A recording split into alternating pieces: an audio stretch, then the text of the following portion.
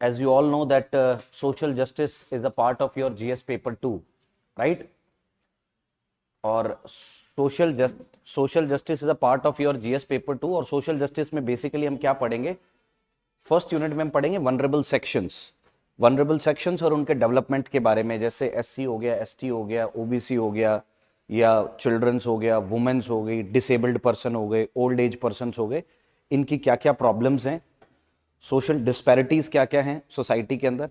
Second unit में we will try to learn about the issues related to hunger, poverty, right.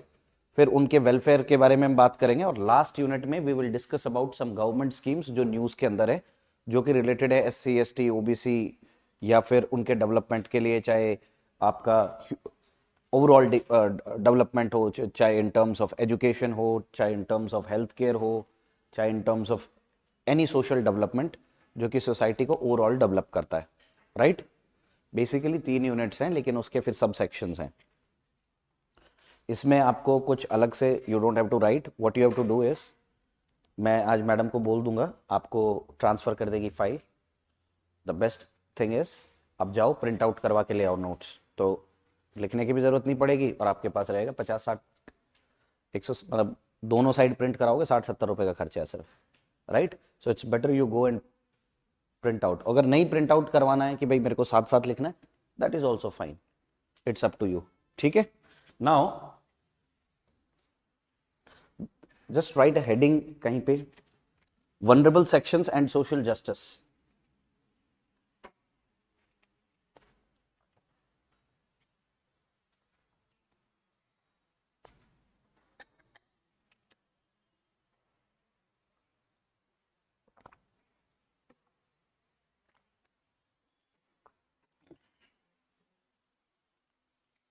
Okay, vulnerable sections and social justice.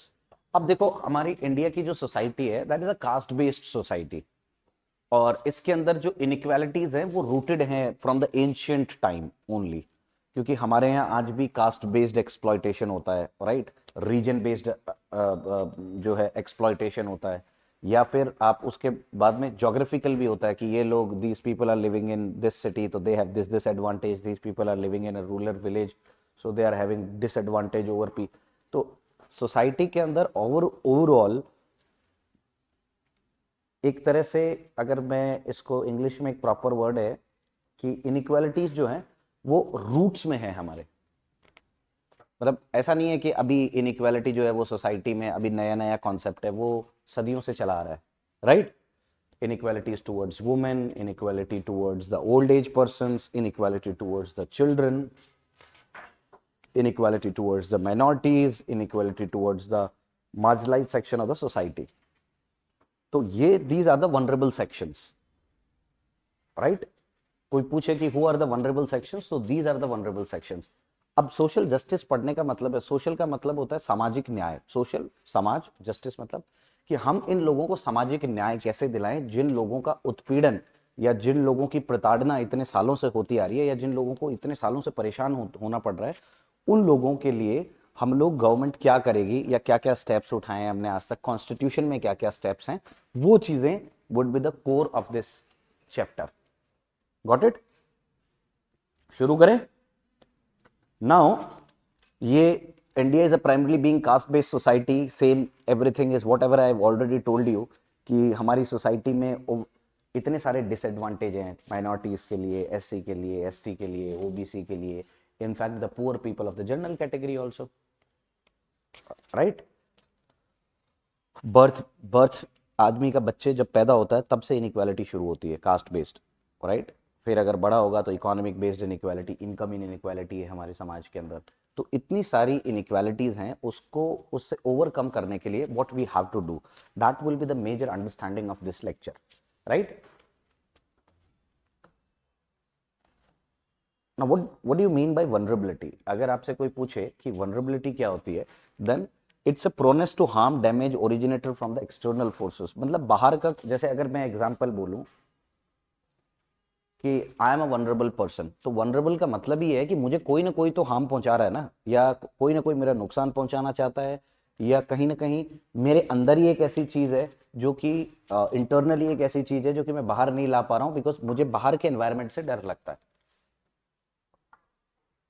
मुझे लगता है कि कोई मुझे टोक देगा, कोई मुझे रोक देगा। ये अंदर से है vulnerable. Humans are vulnerable from since they born, right. Vulnerability दूर करने का काम इंस्टीट्यूशंस का और स्टेट्स का होता है। जैसे एग्जांपल, कास्ट बेस्ड वनरेबिलिटी। तो हमारे कॉन्स्टिट्यूशन मेकर्स को लगा कि लोगों के साथ जाति के नाम पे भेदभाव नहीं हो, इसीलिए आर्टिकल 17 हम लोगों ने कॉन्स्टिट्यूशन के अंदर जो है वो इम्बाइब कर दिया कि अगर कोई भी किसी को अनटचेबिलिटी करता है किसी भी तरीके की, तो that is a punishable offence under the atrocities act of 1987।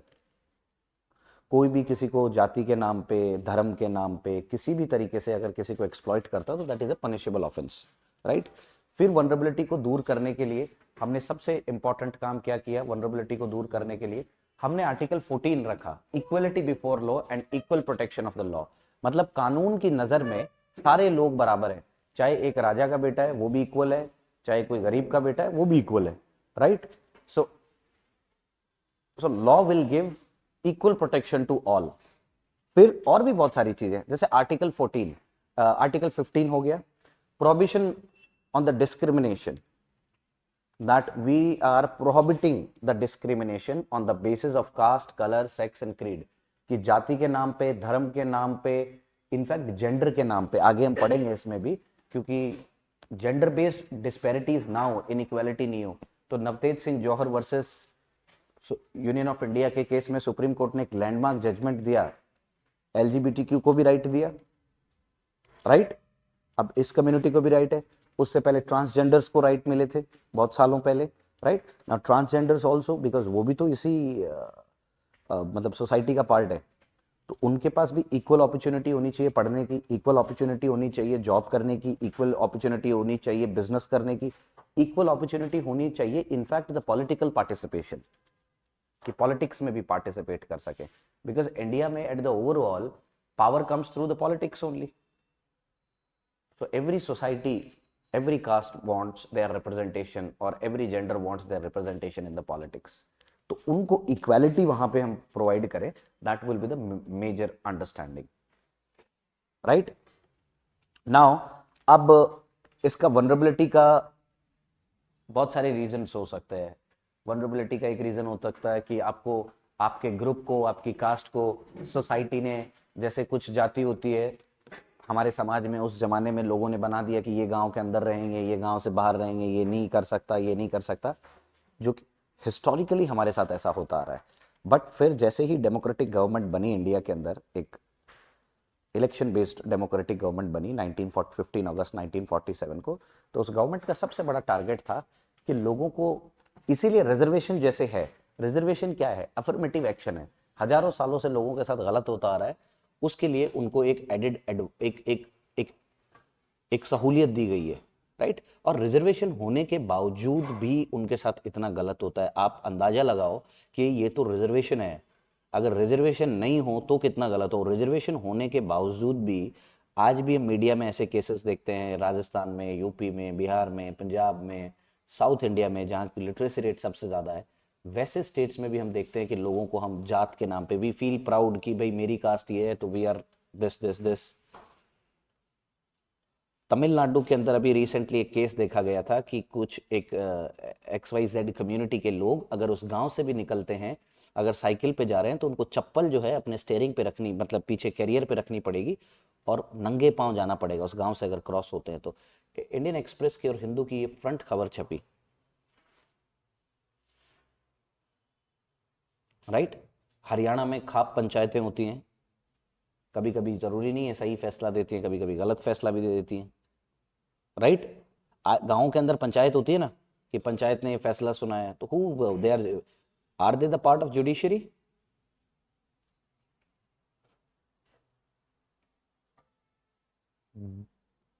ये तो जुडिशरी के पार्ट नहीं है।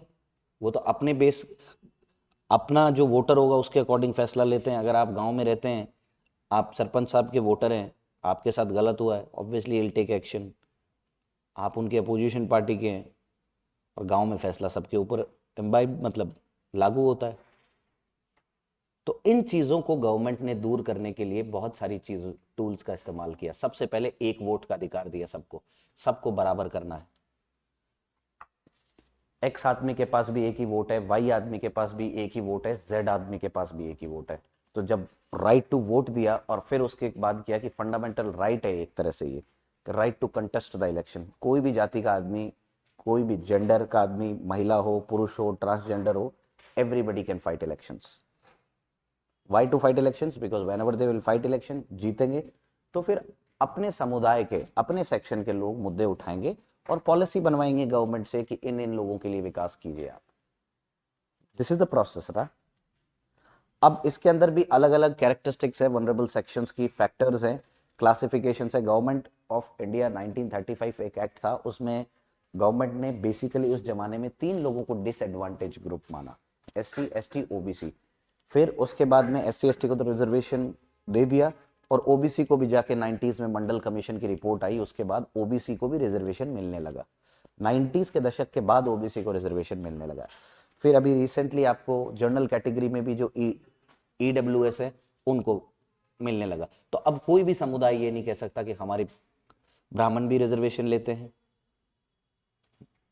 बनिया भी हो सकता है वो भी रिजर्वेशन ले सकता है, कोई सिख है वो भी रिजर्वेशन ले सकता है, कोई जाट है वो भी रिजर्वेशन ले सकता है, राइट। पहले हमारे समाज में देखा गया था कि जनरल कैटेगरी के लोग जो है OBC SC ST या किसी को भी ऐसे बोलते थे रिजर्वेशन ले रहे हैं, ये है वो है फलाना ढिमका। पर EWS ने काउंटर कर दिया सबको, क्योंकि द मोमेंट EWS इंट्रोड्यूस किया, ये भी जरूरी था EWS, क्योंकि जरूरी नहीं है कि जनरल कैटेगरी में सारे लोगों को रिजर्वेशन की जरूरत नहीं है। बहुत सारे लोग जनरल कैटेगरी में भी हो सकते हैं कि जिनके पास इकोनॉमिक कंडीशन उनकी ठीक नहीं है, सालाना इनकम ठीक नहीं है। सिर्फ जनरल कैटेगरी में पैदा होना इस बात का सबूत नहीं है कि आप सोसाइटी में एम्पावर्ड हैं, राइट। हो सकता है आपकी इकोनॉमिक कंडीशन किसी ट्राइबल से भी बहुत बुरी हो, ट्राइबल लोगों के पास भी करोड़पति हो सकते हैं, राइट। इसीलिए गवर्नमेंट ने कहा कि अब जो है, अच्छा एक इसमें ग्लिच है, SC ST और OBC ही, जैसे SC ST में इकोनॉमिक क्राइटेरिया नहीं है रिजर्वेशन का। अभी गवर्नमेंट में बड़े बड़े इंटेलेक्चुअल्स हैं, बात कर रहे हैं कि रिजर्वेशन हटाना चाहिए SC ST में। जो भाई ऑब्वियसली, जैसे एग्जांपल अगर टीना डाबी है, एग्जांपल के तौर पे कह रहा हूँ, मैं किसी को टारगेट नहीं कर रहा हूँ, टीना डाबी के मदर एंड फादर जो है वो दोनों ब्यूरोक्रेट थे, राइट। उसको रिजर्वेशन मिला, अब उसने भी किसी बंदे से शादी कर ली, वो भी IAS है, उनका बच्चा होगा, उसको भी रिजर्वेशन मिलेगा। तो जो एक बार क्योंकि रिजर्वेशन इस चीज के लिए नहीं दिया था सरकार ने कि एक ही परिवार को बढ़ाना है, कि इस एक ही परिवार की जिम्मेदारी है या एक ही परिवार की ठेकेदारी है कि यही आगे बढ़ता। कायदे से रिजर्वेशन उन लोगों को छोड़ देना चाहिए जिनका एक बार इकोनॉमिक स्टेटस ठीक हो जाता है। जैसे एग्जांपल, मैं मान लो मेरे पिताजी किसान है, फिर मुझे रिजर्वेशन मिल रहा है OBC में, that is well and good, अच्छी बात है, मिलना चाहिए, क्योंकि OBC में ये लिखा हुआ है कि 8 लाख रुपए से इनकम जिसकी भी कम है उनको रिजर्वेशन मिलेगा। अब मान लो मेरे पिताजी सिविल सर्विसेज में और मैं भी रिजर्वेशन लूं, तो फिर ये चीज सही है कि गलत है? गलत है, क्योंकि मैं एक उस आदमी की सीट खा रहा हूं जो मेरे से सोशल कंडीशंस उसकी बुरी थी। तो अभी सब कैटेगराइजेशन की बात चल रही है, बट बहरहाल हम उसमें नहीं जाएंगे। बट अभी OBC में तो है, OBC और EWS में इकोनॉमिक बेसिस पे ही रिजर्वेशन मिलता है, क्योंकि OBC में रिजर्वेशन मिलता है 8 लाख रुपए का क्राइटेरिया है कि अगर 8 लाख रुपए से ज्यादा किसी की पेरेंटल इनकम है, प्लस उसके पिताजी अगर ग्रेड A ऑफिसर है, आपकी 8 लाख से ज्यादा भी इनकम हो सकती है तो भी आपको रिजर्वेशन मिलेगा, बशर्ते आपके पेरेंट्स जो है वो ग्रुप A में नहीं होने चाहिए। एग्जाम्पल,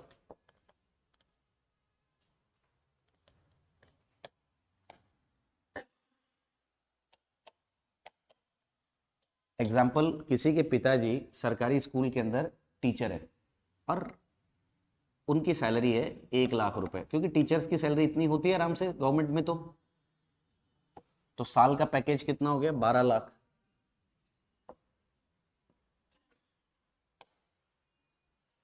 और OBC का जो रिजर्वेशन का क्राइटेरिया है वो तो सिर्फ 8 लाख है। तो क्या इस आदमी को रिजर्वेशन मिलेगा? 100% मिलेगा। OBC में 2 लेयर है, क्रीमी लेयर और नॉन क्रीमी लेयर। ये जो कॉन्सेप्ट 8 लाख वाला, ये क्रीमी लेयर वाला है, और ये बाकी जिनको रिजर्वेशन मिलता है वो नॉन क्रीमी लेयर। अब क्रीमी लेयर में एक कॉन्सेप्ट है कि 8 लाख रुपए तो है, लेकिन एक कैटेगराइजेशन हो रहा है। आपकी जॉब अगर ग्रुप ए सर्विसेज में है, ग्रुप ए का मतलब होता है आईएएस, आईपीएस, अगर हम स्टेट की बात करें तो एसडीएम, डीएसपी, मतलब जो भी 5400 ग्रेड पे से ऊपर की जॉब है उसको ए ग्रेड माना जाता है, उसको रिजर्वेशन। इससे अगर कम है, भले ही सैलरी 15 लाख है तो भी रिजर्वेशन मिलेगा, 20 लाख है तो भी रिजर्वेशन मिलेगा। ग्रुप ए में नहीं होना चाहिए। अगर ग्रुप बी में है, ग्रुप सी में है, ग्रुप डी में है तो रिजर्वेशन मिलेगा, और ग्रुप ए में है तो नहीं मिलेगा। Got my point? यही ये तो टीचर था, अगर इसी जगह असिस्टेंट प्रोफेसर हो कोई कॉलेज का, उसके बच्चे को मिलेगा, उसके बच्चे को रिजर्वेशन मिलेगा कि नहीं? नहीं मिलेगा, क्योंकि असिस्टेंट प्रोफेसर की ग्रेड पे होती है 6000, आईएएस से ज्यादा स्टार्टिंग। बात क्या हुई थी? ग्रेड पे की बात हुई थी, लेवल 10 बोलते हैं इसको गवर्नमेंट में। This is how reservation is derived. तुम्हें सीखो, आईएएस बनने वाले हो तुम लोग, आईएएस आईपीएस, तुम्हें तो ये चीजें बेसिक्स पता होना चाहिए। ये तो सिलेबस का पार्ट नहीं है, बट ये तो तुम्हें वैसे ही पता होना चाहिए। एनीवे,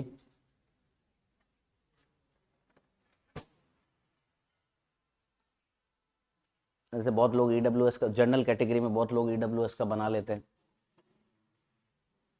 नहीं पकड़े जाते हैं, क्योंकि उसमें जनरल कैटेगरी वालों के लिए बहुत आसान है ईडब्ल्यूएस का सर्टिफिकेट बनवाना, ओबीसी वालों के लिए भी आसान है, लेकिन आजकल बड़ा टफ कर दिया है इन्होंने।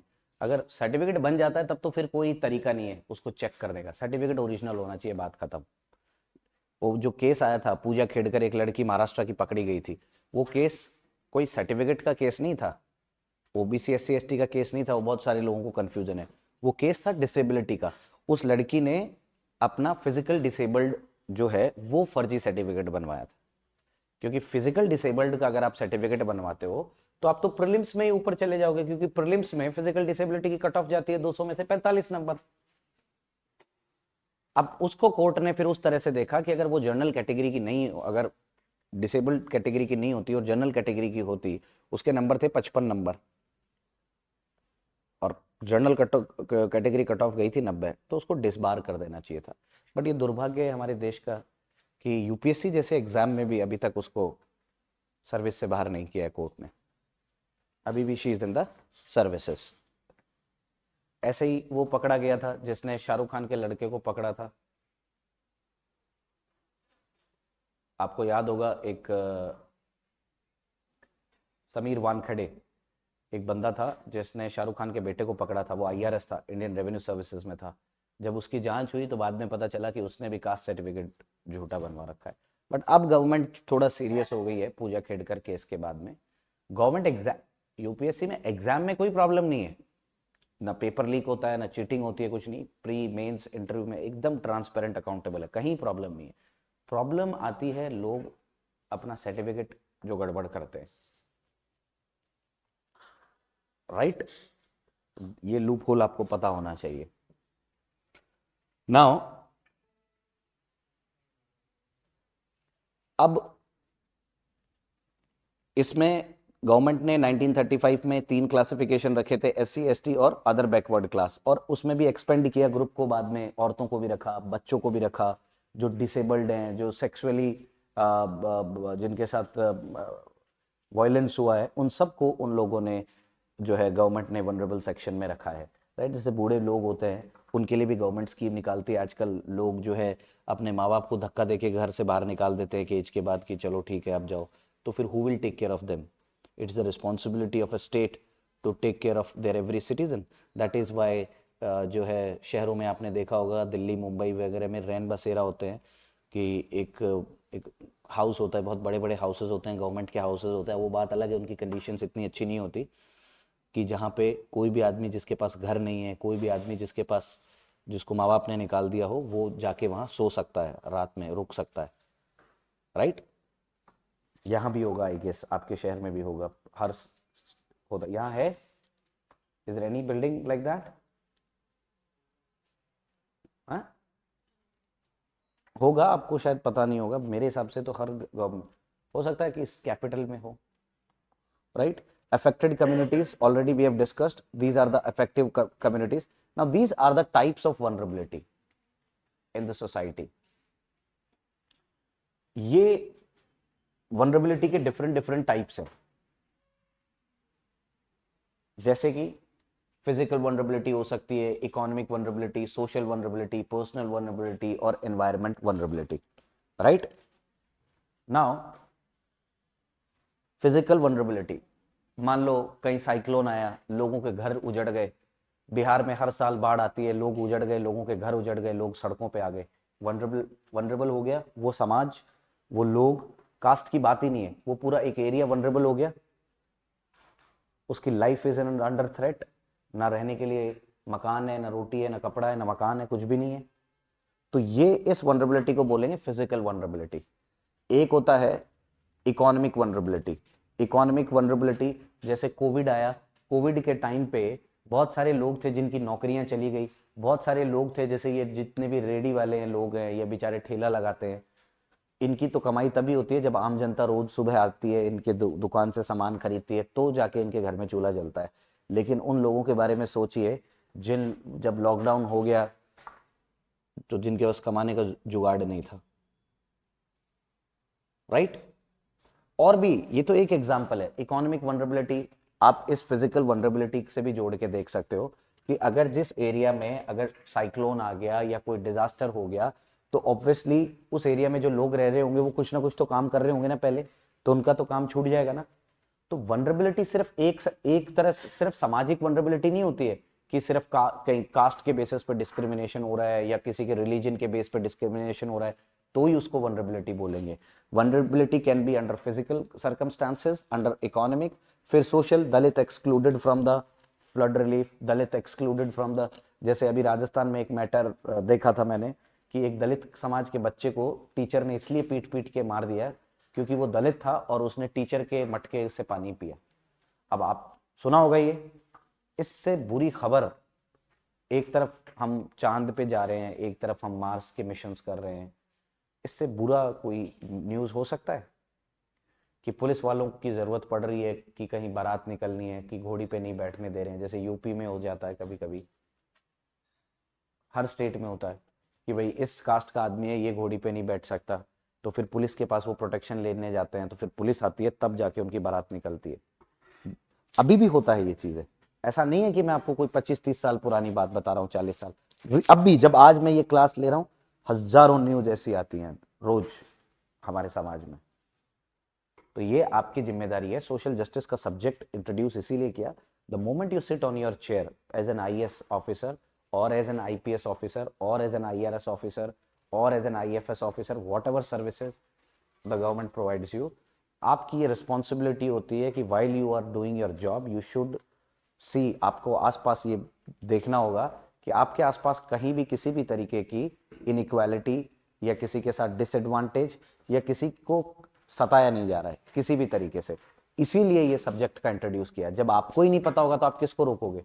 तो आपको पता होना चाहिए एससी, एसटी, ओबीसी, आपका ये वुमेन्स, एल्डरली जो पर्सन्स हैं वो हो गया, फिर उसके बाद ट्रांसजेंडर्स एंड ऑल, मतलब लाइन बहुत लंबी है। फिर पर्सनल, फिर एनवायरमेंटल, एनवायरमेंटल वनरेबिलिटी, अभी जैसे जोशी मठ जो है वो सिंक हो चुका है, डूब रहा है जोशी मठ जैसे एग्जाम्पल। और एग्जाम्पल जैसे मान लो एनवायरमेंटल, जैसे जैसलमेर में लोग रहते हैं बेचारों, उनके पास बरसात ही नहीं आती है, एनवायरमेंट के सताए हुए हैं, राइट। कोई द्रास में रह रहा है, मान लो पहाड़ों में ऊपर रह रहा है, वहाँ पे इतनी इन्वायरमेंटल वनरेबिलिटी है कि ना जो है इतनी ज़्यादा बर्फबारी हो रही है कि एग्रीकल्चर ही नहीं है, कुछ भी नहीं है, जो सब कुछ मंगाना पड़ता है वो बाहर से ही मंगवाना पड़ता है, राइट। आपने वनरेबिलिटी की डेफिनेशन लिखी थी ना? हाँ, या लिखवाऊं? एक बार वनरेबिलिटी की डेफिनेशन लिखो। फिर उसके बाद शुरू।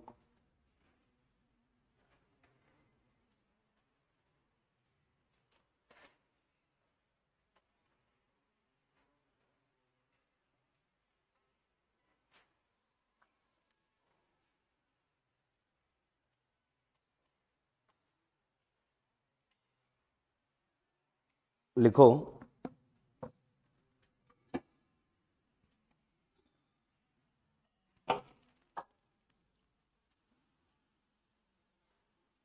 बाकी तो ये सारे मैंने ये तो लिखवा ही दिए हैं टाइप्स ऑफ वनरेबिलिटी। सिर्फ एक डेफिनेशन लिख लो कि vulnerability refers to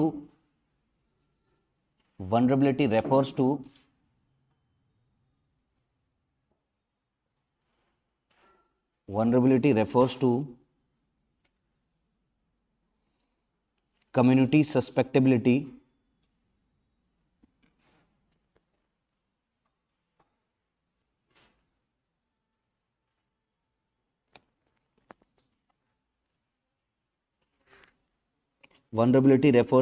community's susceptibility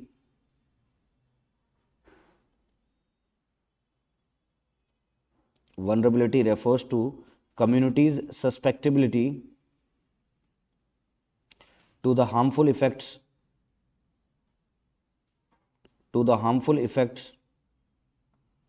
of hazards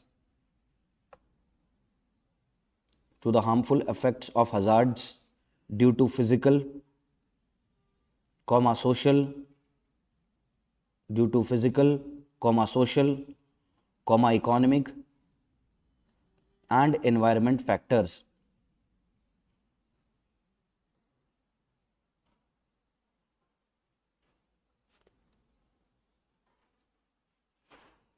Full stop. It is a key concept in disaster management. It is a key concept in a disaster management. It is a key concept in disaster management, helping to identify at risk populations. It's a key concept in disaster management, helping to identify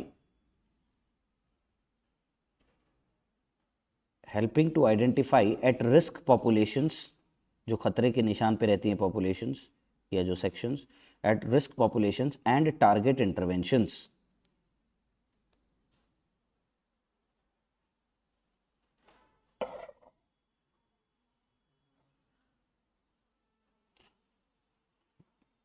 अब जैसे physical में हमने देखा, इसमें आप चाहो तो side में लिख सकते हो exposure due to unsafe locations. एक काम करो, लिख ही लो, डायमेंशंस लिख लो, बस हेडिंग डालो डायमेंशंस, और वो अपने ही नोट्स में कहीं ऐड कर देना साथ में। ये जो तुम नोट्स क्लास में लिख रहे हो इसको हम बोलेंगे वैल्यू एडिशन। ये रहेगा तुम्हारा मेन नोट्स। इसके अलावा भी मुझे कुछ लगेगा कि अपने को ये कुछ सेक्शंस देना है, इसको हम रखेंगे एज अ वैल्यू एडिशन। तो जब भी यूपीएससी का एग्जाम होगा तो तुम्हें ये वाला जो कॉपी है ये भी पढ़ना है साथ साथ, और अपना ये वाला नोट्स है ये भी वैल्यू एडिशन, तो उससे कोई चीज फिर बाहर छूटेगी नहीं। Got my point? अब डायमेंशंस लिखो, डायमेंशंस।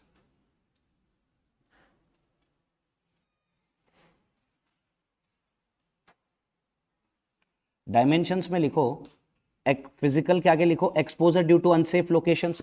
तो ये मैंने जो बताया ये अनसेफ लोकेशन की वजह से ही है ना, क्योंकि कोस्टल एरिया में रहता है। तो मैं सिर्फ तुम्हें इतना बता रहा हूं कि फिजिकल का डायमेंशन क्या होता है, अनसेफ लोकेशन हो गया, ठीक है। Exposure due to unsafe locations और poor infrastructure,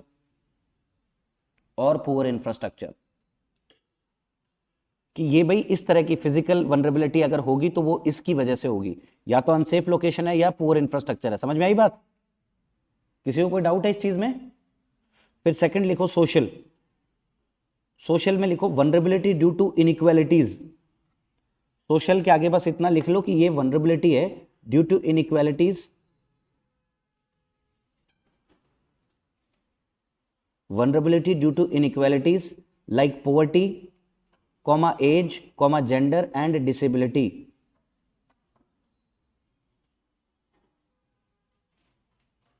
Vulnerability due to inequalities like poverty, age, gender and disability. Next लिखो इकोनॉमिक, और इकोनॉमिक के आगे लिखो due to lack of assets, due to lack of assets.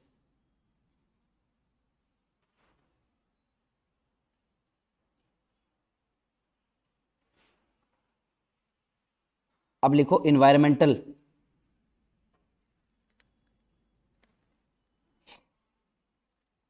इसमें लिख दो इकोसिस्टम डिग्रेडेशन, एग्जाम्पल डिफॉरेस्टेशन। अगर पेड़ पौधे ही नहीं रहेंगे तो फिर कैसे, जब कोई डिजास्टर आएगा तो बचेंगे हम। इकोसिस्टम को डिग्रेड हम करते हैं, वो भी एक तरह से वनरेबिलिटी है, क्योंकि एग्जाम्पल डिफॉरेस्टेशन। डायमेंशंस में मैंने फिजिकल लिखवाया, सोशल लिखवाया, इकोनॉमिक लिखवाया, इन्वायरमेंटल लिखवाया, इकोसिस्टम डिग्रेडेशन, एग्जाम्पल डिफॉरेस्टेशन। फिर लास्ट लिखो टेक्नोलॉजिकल।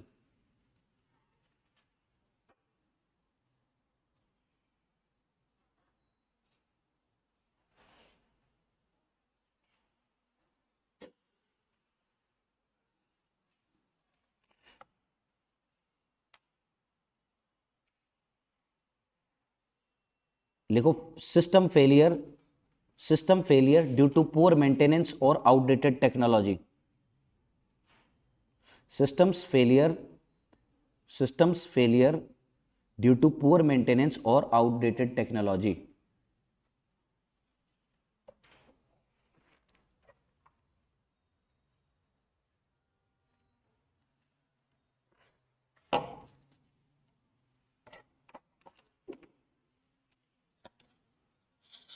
अब देखो एक हेडिंग डालो इंडिया की वनरेबिलिटी। अब मैं तुम्हें जैसे इसमें नहीं इसने डाला, ये मैं तुम्हें अलग से लिखवा रहा हूं, इंडिया की वनरेबिलिटी प्रोफाइल लिख लो। बस एक 2 लाइन का चीज है, तो तुम्हारे पास डाटा भी होगा, एक ऑथेंटिकेटेड डाटा होगा तुम्हारे पास। हेडिंग डालो India's vulnerability profile.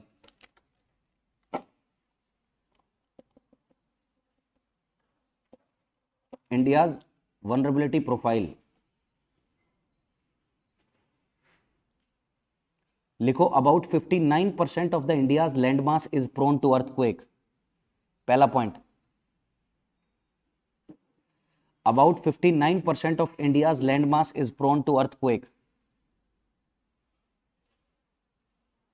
About 59% of the India's land mass is prone to earthquake. Second point लिखो, पहला पॉइंट लिखा, मैं बहुत तेज तो नहीं बोल रहा हूं, तेज बोल रहा हूं, थोड़ा धीरे बोलूं ना। हाँ, about 59% of India's land mass is prone to earthquake. ठीक है, सेकेंड पॉइंट लिखो, over 12%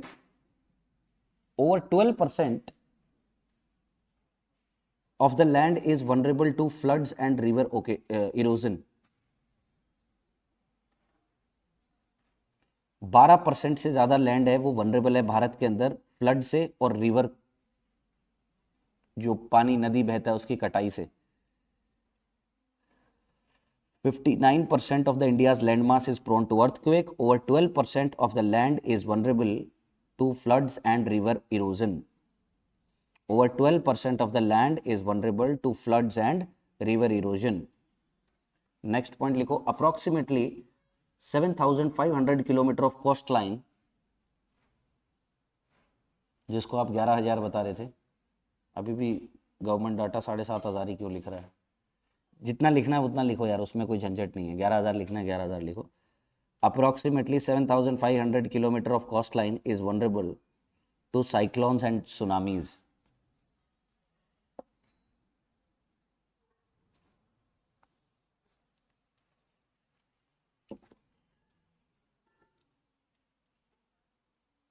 Approximately 7,500 kilometer coastline is vulnerable to cyclones and tsunamis।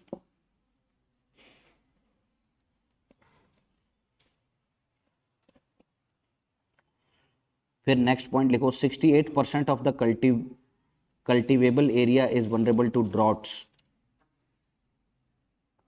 68% खेती बुआई वाले एरिया में सूखा पड़ सकता है। 68% मतलब 68% of the cultivable area, 68% of the cultivable area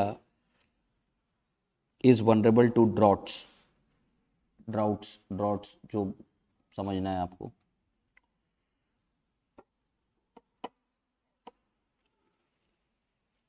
फिर लैंडस्लाइड के बारे में लिखेंगे जरा सा।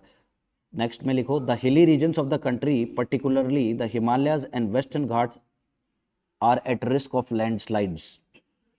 The hilly regions of the country, the hilly regions of the country, particularly the Himalayas and Western Ghats, are at risk of landslides.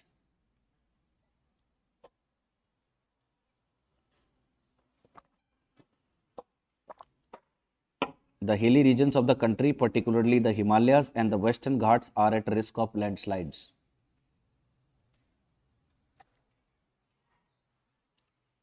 Last है, India is also vulnerable to chemical, India is also vulnerable to chemical comma biological, India is also vulnerable to chemical comma biological comma radiological comma nuclear emergencies. India is also vulnerable to chemical, biological, radiological, nuclear emergencies and pandemics.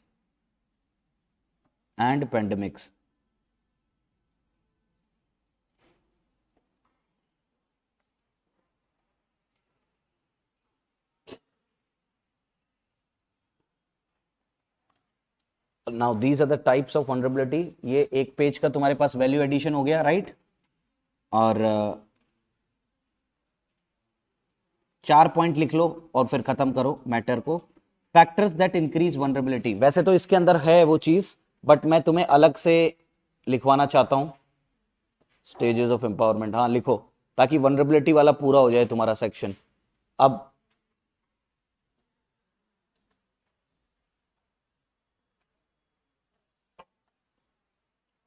लिखो, factors that increase vulnerability, factors that increase vulnerability.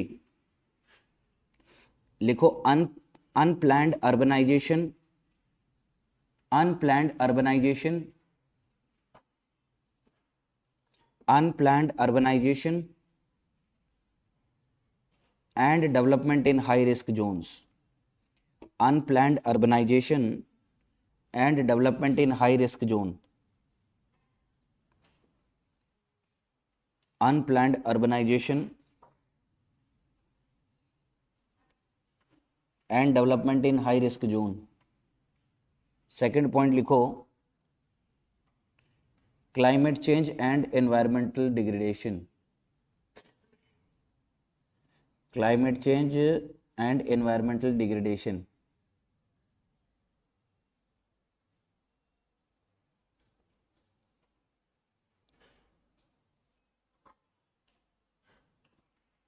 Climate change and environment degradation हुआ। फिर next लिखो, poverty and socio economic disparities,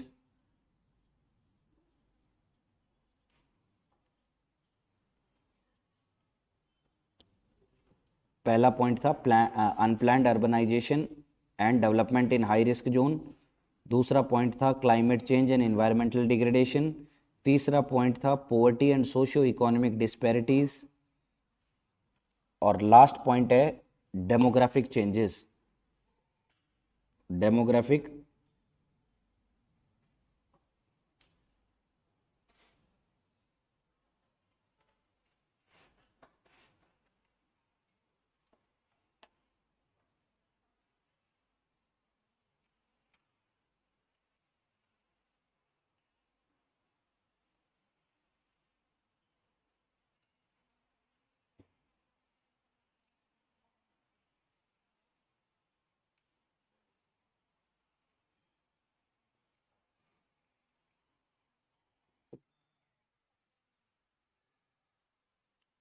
अब देखो, notes ऐसे बनाना चाहिए कि UPSC की वेबसाइट के ऊपर जो सिलेबस दिखा है ना, उसमें एक एक वर्ड जो लिखा होता है मेंस में, एक एक जो वर्ड लिखा होता है उसके हर एक वर्ड के नोट्स होने चाहिए आपके पास, तब आपका अब जैसे वनरेबिलिटी, अब वनरेबिलिटी के बारे में मैंने कंप्लीटली तुम्हें बताया, यहाँ पे भी है, उसके अलावा सारा डाटा है, इससे बाहर यूपीएससी कुछ नहीं पूछ सकता और इससे बाहर कुछ होता भी नहीं है पहली बात।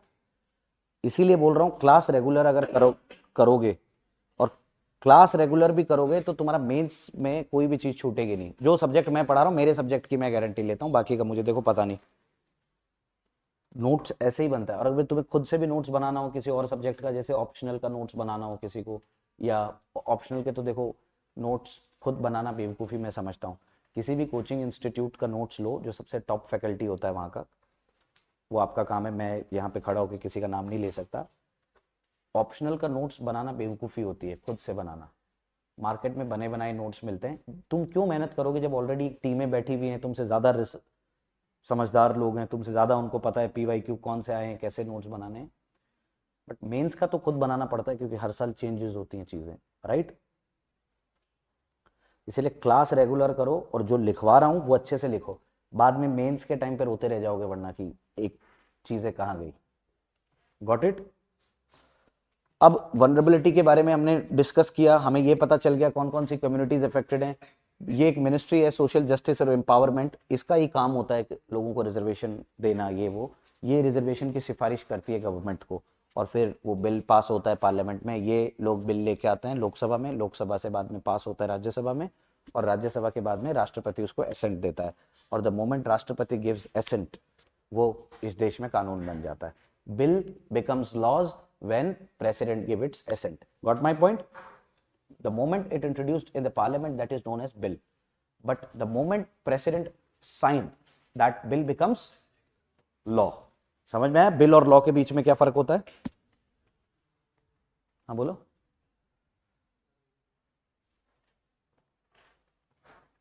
Types of vulnerability, physical, economic, social, personal, environmental, और एक ऐड और कर दिया था अपन ने, टेक्नोलॉजिकल। ठीक है, अगर वनरेबिलिटी में कुछ भी नहीं आया, इतना भी लिख दोगे, you will get very very good marks. अब चैलेंजेस हैं फेस्ड बाय वनरेबिलिटी सेक्शंस, अलग अलग चैलेंजेस फेस किए हैं। एसटी के कुछ अलग चैलेंजेस हैं, वुमेन के अलग चैलेंजेस हैं, शेड्यूल्ड कास्ट के कुछ अलग हैं, माइनॉरिटीज के कुछ अलग हैं। जैसे एसटीज में issues due to forest related conflicts होते रहते हैं। अब जैसे ये नक्सलिज्म, नक्सली क्यों, जो नक्सलबाड़ी विलेज था वहां नक्सलिज्म जो शुरू हुआ, ये क्यों बना?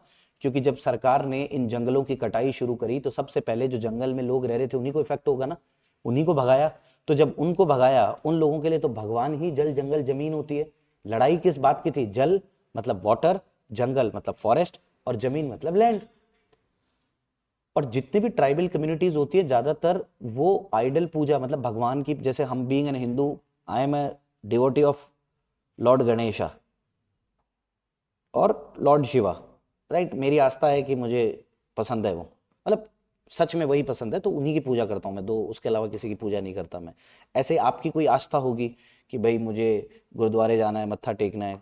कोई मुसलमान होगा, उसकी आस्था होगी कि इबादत गाह में अल्लाह के सामने मेरा सर झुकेगा और कहीं नहीं झुकेगा।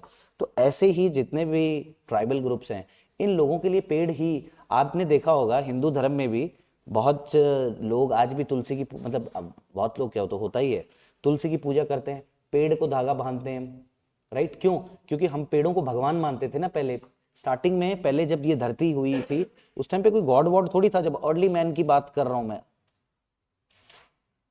जब अर्ली मैन आए थे तब लोग किसकी पूजा करते थे? वायु की, अग्नि की। अभी भी कभी भी शादी होती है तो अग्नि के फेरे लिए जाते हैं साथ।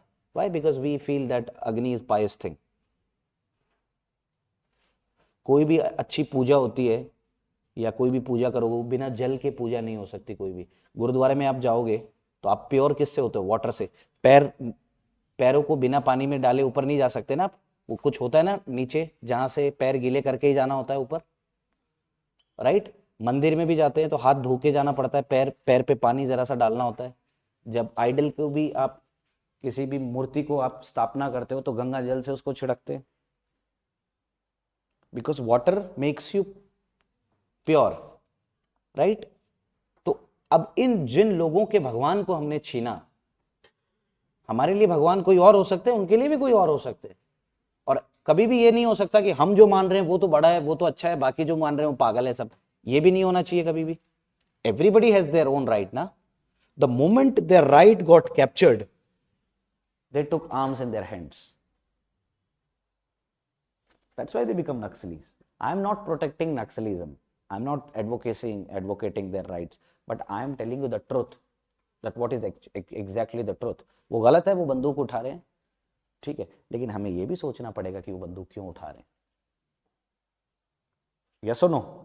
इसीलिए तो गवर्नमेंट भी उनको आतंकवादी नहीं कहती है. तो जब इनके फॉरेस्ट से रिलेटेड इश्यूज हैं, suffer from the poverty, schedule tribe में गरीबी बहुत ज़्यादा है, एक्सप्लॉयटेशन होता है उनका जाति के नाम पे, समाज के नाम पे, लो लिटरेसी लेवल है, पढ़े लिखे लोग कम है, एंड्योर हेल्थ रिलेटेड. आज सीमांचल में, बिहार में, अगर एक औरत 100 औरतों में से अगर 100 औरतें प्रेग्नेंट हो रही हैं तो उसमें से 30 या 35 औरतें हैं जो प्रेगनेंसी के दौरान ही मर जाती हैं. Moment they got pregnant they got die. बहुत सारी वुमेन ऐसी हैं 18 से 19, 100 में से, जो प्रेग्नेंट बच्चे को डिलीवर करने के 2 महीने के बाद डेथ हो जाती है. बंगाल के अंदर गरीबी इतनी, आपको गरीबी दिखेगी. बंगाल के अंदर लोगों के हाथ में, क्योंकि वो बीड़ी बनाने का काम करते हैं उधर, मुर्शिदाबाद, ये आपका कौन सा इलाका है, कोलकाता से 30-40 किलोमीटर है वेस्ट में, I am not able to recall that name of place. वहाँ पे औरतों के हाथ में जो है वो इस तरह से हो रखा है, दिखता है पूरा शरीर आपको. माल न्यूट्रिशन की कमी है, एनीमिया की कमी है, ब्लड की कमी है. सोसाइटी में बहुत सारे कम्युनिटीज़ आज भी ऐसे हैं जिनके पास 2 वक्त का खाना नहीं है. Right? People are dying due to hunger. Chhattisgarh में, झारखंड में एक लड़की की डेथ हो गई क्योंकि उसके पास खाना नहीं था. 5-6 दिन से उसने कुछ खाना नहीं खाया था. These are the real images that we have to face. At one moment we are going to moon, Mars, but these are the ground realities every community has to face. That is why they are known as the vulnerable sections. When it comes to women किसी भी category की हो, SC हो, ST हो, BC हो, general हो, experience in the pink colorization, glass floor phenomena in the employment. अभी women's के बीच में जो है एम्प्लॉयमेंट के नाम पे उनके साथ हरेसमेंट होता है. राइट? इसीलिए विशाखा गाइडलाइंस 1999 ने कहा कि जिस भी ऑफिस में महिलाएं काम करती है वहाँ पे एक शी बॉक्स रखा होगा जिसमें वो अपनी कंप्लेंट डाल सकती है, और अपना नाम लिखने की ज़रूरत नहीं है, उसमें अपनी कंप्लेंट डाल सकती है कि ऐसा ऐसा this is going on in the office. और बड़ी बड़ी MNC कंपनीज़ हैं, उन सब में शी बॉक्स रखा रहता है. राइट? और एक आजकल तो एक सेक्शन बना दिया, जितनी भी MNC कंपनी है, अगर किसी भी लड़की को आपने कुछ बोल दिया, उल्टा सीधा भी बोल दिया, तो खैर नहीं है. अब ये क्यों करना पड़ रहा है? ताकि every gender has a right to work. Womens को कितनी परेशानी झेलनी पड़ती है. एनीमिया का प्रॉब्लम है, फिर उसके बाद स्टडीज़ नहीं करने दिया जाता, हेल्थ से रिलेटेड इश्यूज़ है. इनफैक्ट एक रिपोर्ट थी, उसने कहा कि अगर किसी की बेटी है, मैंने आपकी क्लास में कल भी बताया था कि अगर एक आदमी की एक बेटी और एक बेटा है, तो अगर बच्ची लड़की बीमार होगी तो उसको लेके जाएंगे सरकारी हॉस्पिटल, और लड़का बीमार होगा तो उसको लेके जाएंगे private hospital. These are the realities at the ground level. Right? इसीलिए गवर्नमेंट को हेल्थ सेक्टर में इतना काम करने की ज़रूरत है. राइट? और भी इश्यूज लिख सकते हो आप वुमेन से रिलेटेड बहुत सारे. NCRB का डाटा कहता है सेक्सुअल हैरेसमेंट के 4.5 lakh cases, violence against women. Right? Are victims of female foeticide and infanticide. बहुत सारी औरतों को मार दिया जाता है इसीलिए क्योंकि लड़की पैदा कर दी. गरब में हालांकि अब तो ये देखो इलीगल है, लेकिन फिर भी कुछ लोगों के घर वाले लड़की को बिना बताए क्या करते हैं. ये भी एक NCRB का डाटा कहता है कि जैसे एक लड़की है, जब प्रेग्नेंट हुई तो घर वाले बताते नहीं है, बिना बताए डॉक्टर से सेटिंग कर लेते हैं और उसका अल्ट्रासाउंड करवाते हैं और जेंडर डिटरमाइन करते हैं कि लड़का है कि लड़की है. The moment if it is boy that is fine. The moment it finds girl, उस लड़की को पता भी नहीं चलता है, उसको टेबलेट दे देते हैं और बोलते हैं कि बच्चा बिगड़ गया, और उस टेबलेट से लड़की की जान भी चली जाती है बहुत सारे केसेस में।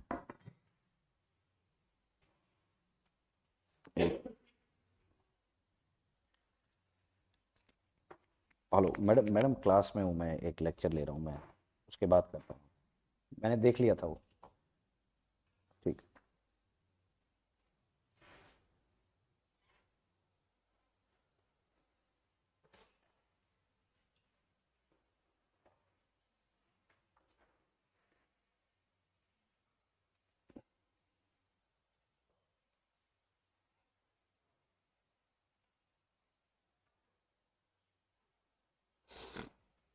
अब तुम लोग वो नहीं हो उसमें, ग्रेजुएट नहीं हो, अदरवाइज आईएमओ में एक वैकेंसी निकली है इंटरनेशनल मारटाइम ऑर्गेनाइजेशन में, अभी डिपार्टमेंट से ही आया मैसेज। कोई अगर हो ग्रेजुएटेड बंदा और जिसको दो दो अच्छा 2 साल का एक्सपीरियंस भी मांगा है। ओके। ऐसे इंटरनेशनल इंस्टीट्यूशंस में वैकेंसी निकलती रहती है, अभी आईएमओ में निकली है इंटरनेशनल मारटाइम, लंदन में पोस्टिंग मिलेगी, और 3600 यूरो यानी कि इंडिया के हिसाब से हो गए लगभग 3.5 लाख रुपए महीने की सैलरी है। It's good job.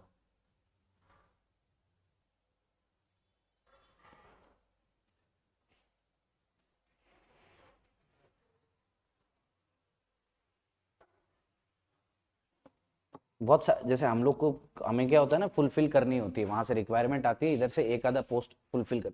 बहुत सारी जॉब्स तो ऐसी होती है, कई बार मुझे लगता है कि मैं ही चले जाऊं, but this is not possible. जैसे आप भी देख सकते हो, जब ग्रेजुएशन हो जाए उसके बाद ना इंटरनेशनल जॉब्स बहुत आती रहती हैं। जैसे यूएनओ में जॉब आती है, वर्ल्ड बैंक में आती है, आईएमएफ में आती है, यूनेस्को में आती है, यूएनडीपी में भी बहुत सारी जॉब, आईएलओ में, इंटरनेशनल लेबर ऑर्गेनाइजेशन। इसीलिए मैं कहता हूँ मास्टर्स करना ज़रूरी है। बहुत सारे ऐसे सब्जेक्ट्स होते हैं जिनके, अब जैसे एमए इन जेंडर जस्टिस, यहाँ पंजाब में बहुत रेयरली कोई बंदा मिलेगा जो एमए इन जेंडर जस्टिस करेगा। MA in poverty and hunger, MA in education, इस तरह के सब्जेक्ट्स की यूनाइटेड नेशंस में बहुत ज़रूरत पड़ती है। कोई प्रोजेक्ट्स आते हैं, ये लोग डायरेक्टली पिक करते हैं ना, and you are selected as a career diplomat, starting salary would be around 3 lakhs 4 lakhs, right? ये तो मेरे घर वालों ने मुझे जाने नहीं दिया अफ्रीका में, otherwise I would have been not here today. एक यूएनईपी का प्रोजेक्ट था, but that was in Kenya, तो केनिया के नाम से ही घर वाले बोले कि घर बैठ जा। अब सोचो, ये भी एक मैं वनरेबिलिटी पढ़ा रहा हूँ, मैं खुद वनरेबल, अपना कमा रहा हूँ धमा रहा हूँ, तो भी हमारे घर वाले, मतलब होता है ना, आपको घर वालों की परमिशन ले। अब बीइंग अ लड़के को इतनी प्रॉब्लम है, तो आप सोचो लड़कियों को तो कितना प्रॉब्लम है, ये सच बता रहा हूँ। जॉब नहीं करने देने जाएंगे, जॉब चाहिए तो सर घर के आसपास ही चाहिए, 10-20 किलोमीटर के आसपास ही चाहिए। लड़की को जॉब नहीं करने देना है बैंगलोर में, हैदराबाद में, मुंबई में, तो कैसे compete करेंगी हमारी थर्ड टीयर सिटीज़ की लड़कियां। गांव की लड़कियों के पास, जो थर्ड टीयर और सेकंड टीयर सिटीज़ में जो लड़कियां रहती हैं, they are more talented than the girls those who are living in the cities, क्योंकि ये मेहनती भी हैं, इनको सारे काम भी आता है, but the only reason they don't get wings just because their parents are not supporting them, right? वरना कितनी लड़की, कितना टैलेंट है जो छुपा हुआ है अभी भी। ये भी वुमेन एम्पावरमेंट का हिस्सा है, यस और नो?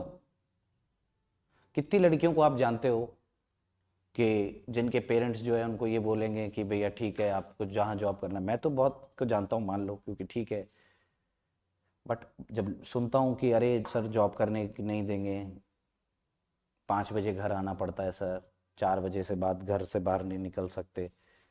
आप कभी किसी से बात करके देखो, you will get to know all these things. और ये है अच्छी फैमिलीज की conditions, those are middle class, but I am talking about vulnerable sections. Now imagine, जो मिडिल क्लास की लड़कियां हैं या अपर मिडिल क्लास की लड़कियां हैं, जब उनके ये हालात हैं, now think about those womens are living in vulnerable sections. बहुत बार हम सोसाइटी में ऐसा देखा गया है, मैं तो खैर क्लास में नहीं बोल सकता, that they are the rape victims also by the upper class people.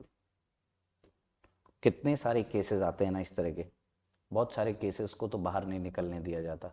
अब आप सोचो यूपी में किसी की डेड बॉडी, एक लड़की का रेप हो गया, उसकी डेड बॉडी घर वालों को नहीं दी, जला दी ताकि सोसाइटी में हंगामा ना हो। उससे पहले पुलिस वालों ने बॉडी को जला दिया, क्योंकि वो बहुत गरीब आदमी था। अगर कोई अमीर आदमी होता तो उसकी बेटी की डेड बॉडी को जला सकते थे ऐसे? पूरे स्टेट में दंगे हो जाते। This is where vulnerability goes. Not only womens, आदमियों के साथ भी होता है, right? So this is you have to deal while you are in civil services. This is you have to make sure that whenever wherever you are posted, that right under your nose there should be nothing activities like this. कोई भी इस तरह की activities नहीं होनी चाहिए आपकी नाक के नीचे। तब तो सिविल सर्विसेज का जो फाउंडेशन है वो सक्सेसफुल है, otherwise there is no point. बहुत सारे अच्छा चलो ये तो और भी बुरी बात है, बहुत सारे सिविल सर्वेंट्स को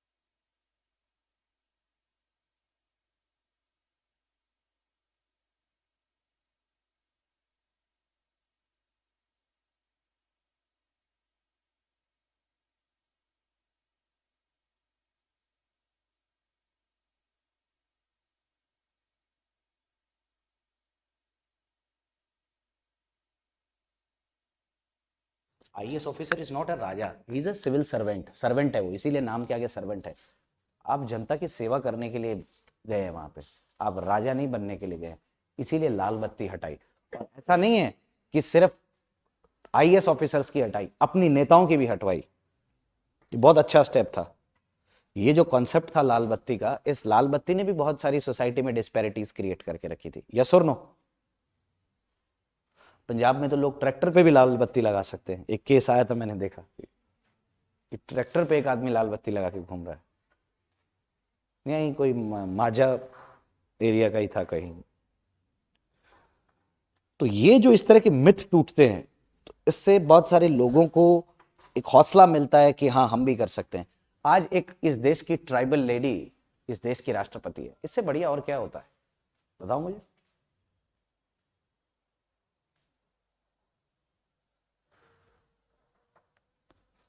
मोदी जी ने जब पहली बार प्रधानमंत्री बन के आए तो उन्होंने कहा कि ये गलियां मैंने कभी देखी नहीं थी, कभी लुटियंस झाड़ू निकालता था मैं, कभी सोचा नहीं था कि ये गरीब माँ का बेटा, जिसकी माँ बर्तन धोती है, उसका बेटा एक दिन इस देश की ऐसी कुर्सी पे बैठेगा कि सबका ध्यान रखेगा। अब जब भी प्रधानमंत्री कोई बनता है, कुछ अच्छे फैसले भी होते हैं, कुछ बुरे फैसले भी होते हैं, हर प्राइम मिनिस्टर के साथ है। आप एग्री करें डिसएग्री करें, लेकिन ये बात सच है कि 140 करोड़ की जनता में से उसको थम्पिंग मेजॉरिटी बार बार मिल रही है, मतलब लोग तो पसंद करते हैं उसको, आप और हम पसंद करें ना करें, बट मेजॉरिटी जनता तो पसंद कर रही है। ऐसा नहीं है।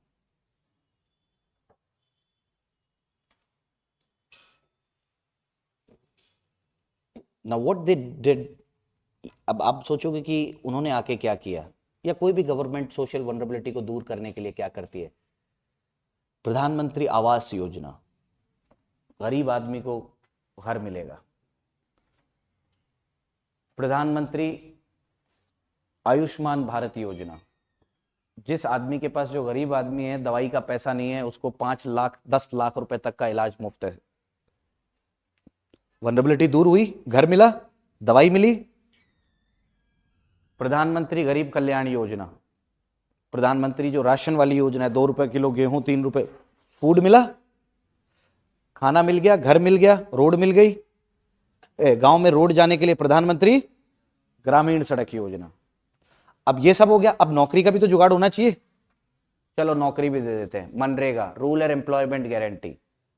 चलो मान लो बिजनेस करने का मन है, stand up India, startup India, तो government take cares you holistically कि आपका ओवरऑल डेवलपमेंट हो।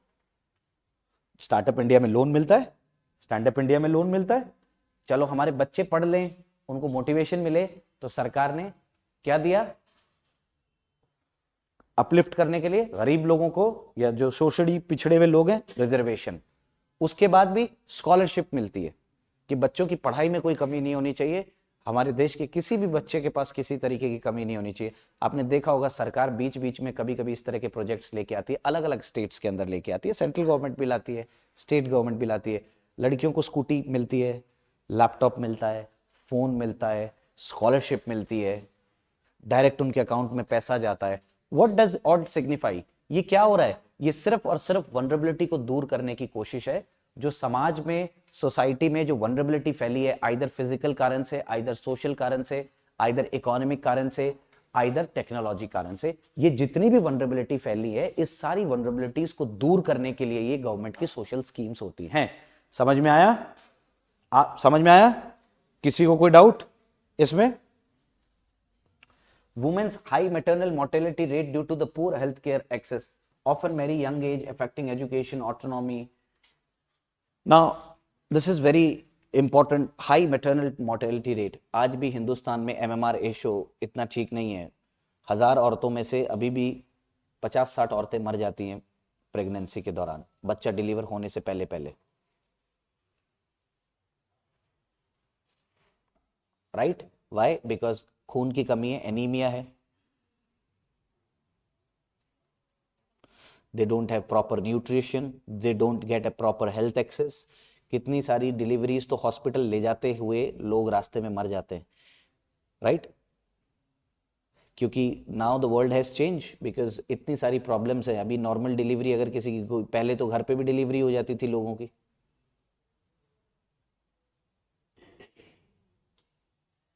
राइट? अब आप अंदाजा लगाओ, पहले बच्चे इतने इसलिए होते थे क्योंकि जब डिलीवरी घर पे होती थी तो 6 या 7 बच्चे होते थे, उसमें 2-3 मर जाते थे, क्योंकि उनको अक्ल नहीं थी कि हॉस्पिटल ले जाना है। जैसे ही औरत बच्चा डिलीवर करती है, ब्लड लॉस होता है बहुत ज़्यादा। और हिंदुस्तान में अब ये 10-15 सालों से एक कल्चर है कि गवर्नमेंट ने जानबूझ के किया है कि भैया गवर्नमेंट हॉस्पिटल में अगर बच्चा पैदा होगा, लड़की पैदा होगी, तो हम आपको रिवॉर्ड भी देंगे। क्यों? ताकि लोगों का ये माइंड सेट बने कि अगर गवर्नमेंट हॉस्पिटल में जितने ज्यादा रजिस्ट्रेशन होंगे, मतलब लोग आएंगे तो सही, एटलीस्ट हॉस्पिटल तो पहुंचेंगे तो सही। वरना बहुत सारे लोग तो हॉस्पिटल पहुंचने से ही पहले मर जाते हैं। This is called vulnerability, right. Now scheduled caste, minorities के साथ गलत होता है देश में, राइट, कि भैया धर्म के आधार पे कि भैया ये कम है, ये ज्यादा है, ये फालतू बात, ये सब चीजें, ये माइनॉरिटीज वाले के struggle to preserve their cultural and religious identity, face issues of security, inadequate representation, decision making. बहुत सारे लोग हैं, अब मैं तो नहीं कह सकता क्लास के अंदर ये सब चीजें बातें, आप बाकी समझदार है। देश के अंदर किसी को एक धर्म को टारगेट करते हैं लोग, ये वाले लोग ऐसे हैं, इनको मारो, इनको ये करो, इनको वो करो, होता है नहीं होता है ना। सारे लोग तो अच्छे नहीं होते, सारे लोग तो बुरे नहीं होते। क्या हमारी कम्युनिटी में सारे लोग अच्छे हैं क्या?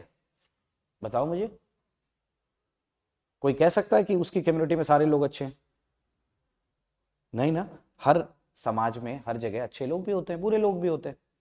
तो वी शुड नॉट, एक कोई बुरा आदमी निकल जाए या एक कोई बुरा इंसान निकल जाए तो हम ये तो नहीं कह सकते कि सारे लोग बुरे हैं,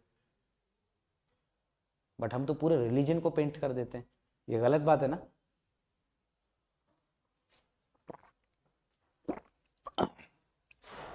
एज इट इज जो मैंने लिखवाया है पढ़ लेना आप, अपनी आंसर इसी में से लिखना है आपको, इसीलिए तुम्हें। फिर है challenges faced by vulnerable sections में, ये तो हो गया अपना scheduled tribe, women, scheduled caste, minorities.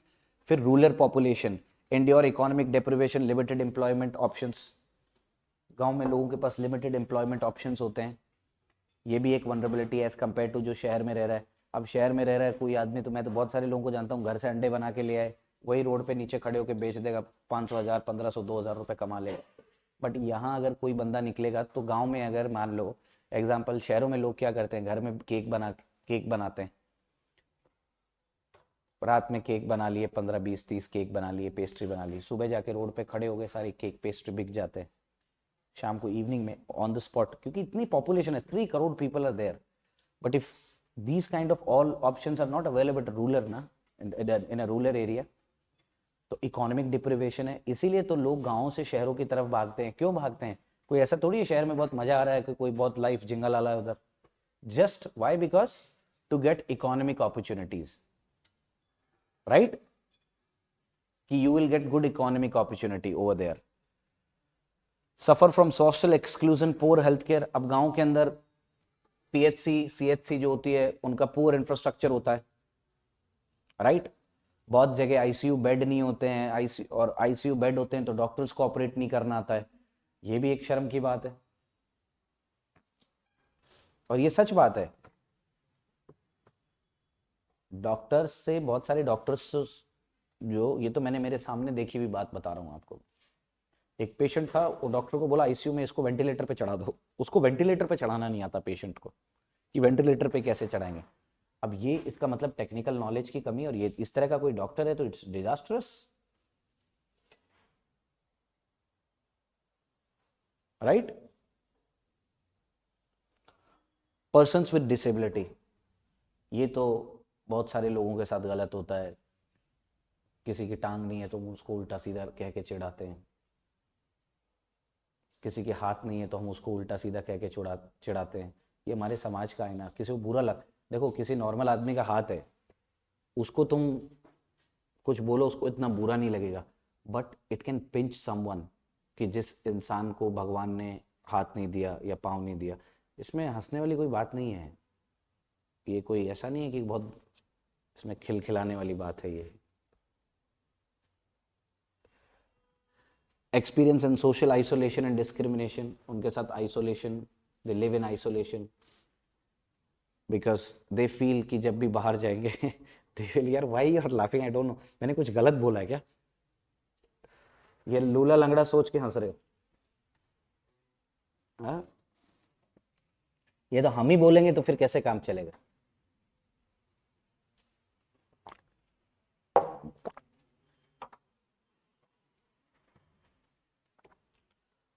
We comments ना, लोगों को कमेंट करते हैं कि अबे तेरे से तो नहीं हो पाएगा। तो हर लोगों के साथ, इनके साथ इंफ्रास्ट्रक्चर इनके साथ सही नहीं है। अब जैसे शहरों में, तो शहरों में भी नहीं है, बेचारा कोई आदमी है उसके लिए लिफ्ट नहीं है, वो कैसे सीढ़ियां से लेके चढ़ेगा? प्रॉपर गवर्नमेंट उनको डिवाइस नहीं देती। अभी तो चलो गवर्नमेंट थोड़ा थोड़ा, हर जगह थोड़ा थोड़ा तो होता है कि किसी के पैर नहीं है तो गवर्नमेंट हॉस्पिटल में जाओ, नकली पैर लगवा लो, गवर्नमेंट सब्सिडी दे देगी। किसी को हाथ नहीं है तो नकली हाथ लगवा लो, गवर्नमेंट सब्सिडी दे देगी। लेकिन ये सिर्फ उन लोगों के पास पहुंचती है ऐसी सर्विसेज जो अमीर लोग हैं, उनके घरों में बच्चों के जब हाथ पांव नहीं है तो वो उठा पाते हैं ऐसी सर्विस का फायदा। अब जो गरीब है, आपने देखा होगा, जो रोड पे सो रहा है, उसको पता ही नहीं होगा कि गवर्नमेंट में मेरे लिए क्या सर्विस निकली है। यस और नो? ये है मेन बात। अब अमीर आदमी तो क्या है, अमीर आदमी का तो बच्चे के लिए भी 50 आदमी खड़ा रहता है कि ठीक है, नहीं है साहब जी के लिए खड़े रहेंगे पीछे, टैची उठाने के लिए भी 4 आदमी है, right? But what about those people जिनको पोलियो है, घर में माँ को मलेरिया है, बच्चे को पोलियो है, बाप को डायबिटीज है, पूरा परिवार जो है बीमारी में खत्म हो गया और इलाज इतना महंगा है, कैसे करेंगे बताओ मुझे? सीमांचल की अभी एक रिपोर्ट आई है, बिहार में एक जगह है सीमांचल, वहां पे एक महीने की जो एवरेज इनकम है लोगों की वो है 2,000 रुपए सिर्फ। एक बंदा 2,000 रुपए कमाता है, उस 2,000 का भी 60% वो कर्जा चुकाने में वापस दे देता है। जैसे मान लो मैं कर्जा लेता हूँ, आपसे कर्जा लूँ मैं, मतलब मेरी तनख्वाह है 2,000 रुपए, और फिर उसके बाद वापस मैं 1,000 रुपए तो आपको कर्जा का ही चुका रहा हूँ, तो 1,000 रुपए महीने का कमा रहा हूँ, और 1,000 रुपए में परिवार कैसे चलेगा बताओ मुझे?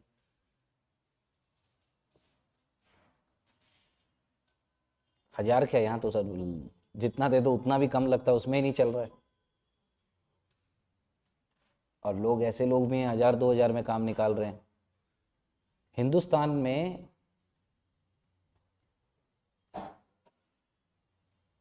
टोटल जो ऑर्गेनाइज सेक्टर में जो काम कर रहे हैं उनमें सिर्फ 5% पॉपुलेशन ऐसी है 100 में से जिनकी तनख्वाह 50,000 से ऊपर है।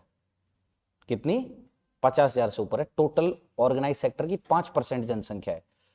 अब ये जो 5 बची, इसमें से 2%, 3% और हटा दो, सिर्फ 2% जनसंख्या भारत में ऐसी है जिसकी महीने की सैलरी लाख रुपए से ऊपर है।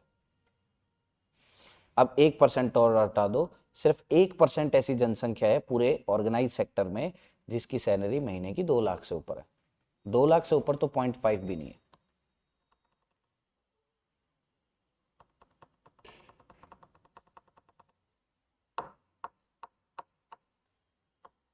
मुबारक हो आप लोग, जितने भी लोग यहाँ बैठे हो, यू ऑल आर ऑफ 2%। 2% नहीं होता तो यहाँ नहीं होते तुम लोग भी, कोचिंग की तो फीस अफोर्ड कर ही नहीं पाते, और कर भी रहे हो तो तुम्हारे घर वालों को बेचारों को पता है कैसे कर रहे हो।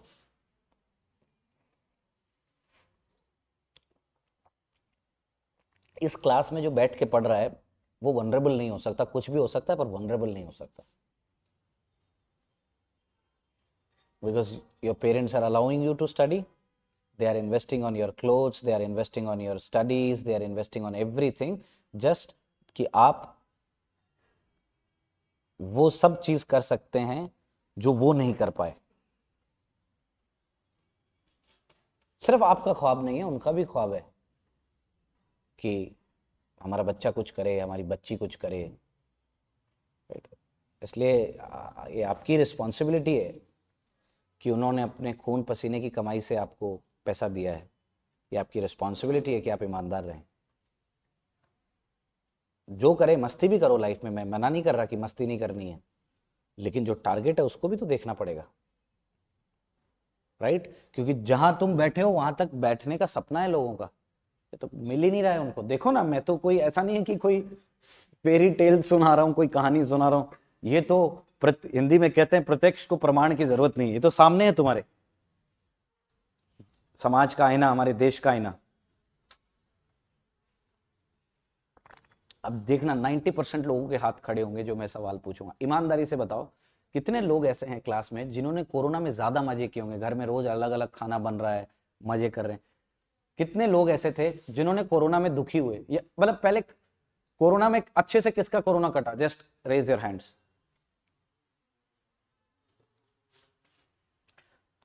तुम्हारे घर में प्रॉब्लम था कोरोना में? है? क्या कह रहे?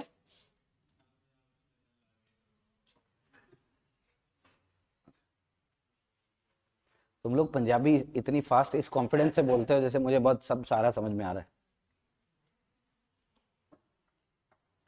नहीं, लेकिन आप देखो बहुत सारे लोग ऐसे भी थे, आधा देश इस वक्त रोडों पे चल रहा था, पता है तुम्हें?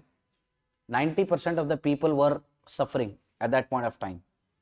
क्योंकि जब आप खुद सोचो, जब सरकार खुद ये कह रही है कि 80 करोड़ लोगों को हमने खाना खिलाया है, तो इसका मतलब सरकार ये मान रही है 140 करोड़ में से 80 करोड़ लोग ऐसे हैं इस देश में जो 2 रुपए किलो गेहूं और 3 रुपए किलो चावल नहीं खरीद पा रहे हैं।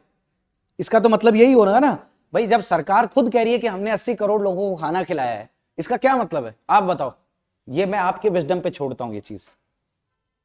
इसका मतलब यही है ना कि 80 crore people they can not afford 2 rupees KG rice and 3 rupees KG rice and 2 rupees KG wheat.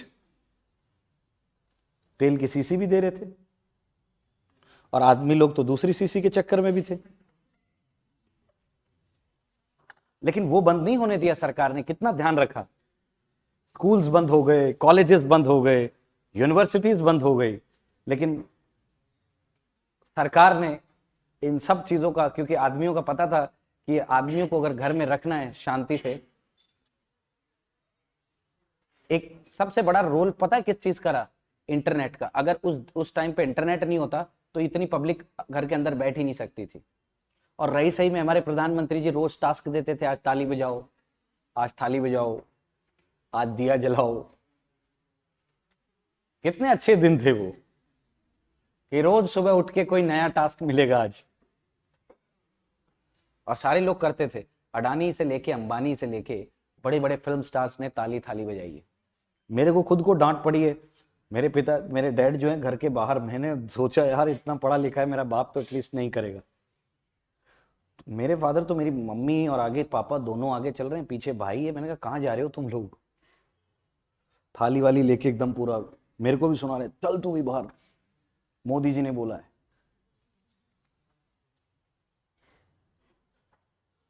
पूरा देश,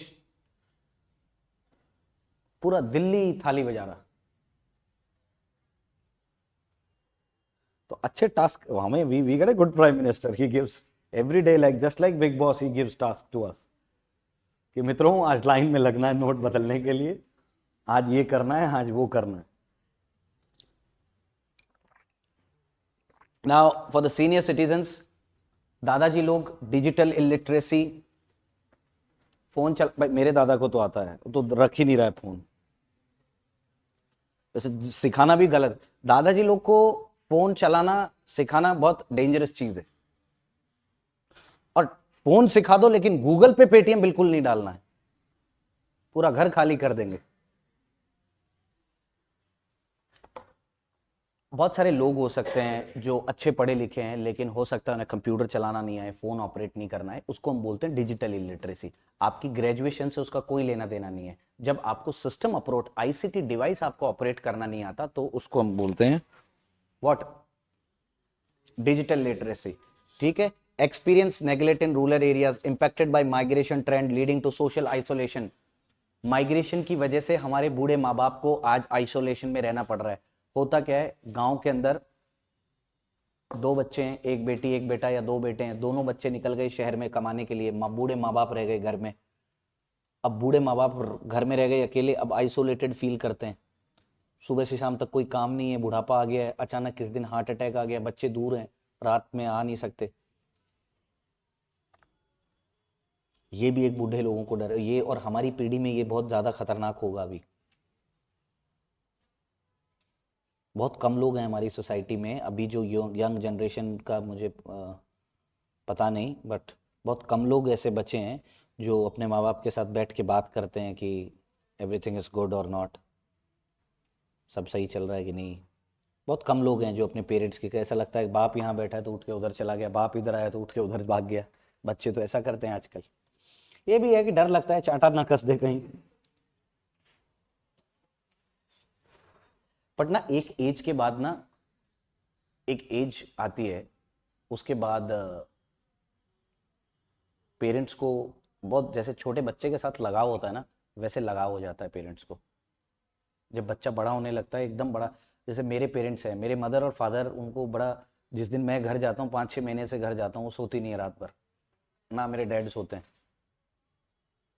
वो स्टेशन पे आते ही एकदम गले लगा लेंगे, और फिर 2 दिन अगर मैं रहूंगा तो वो 2 दिन कोशिश करते हैं 24 घंटे चिपके रहते हैं मेरे।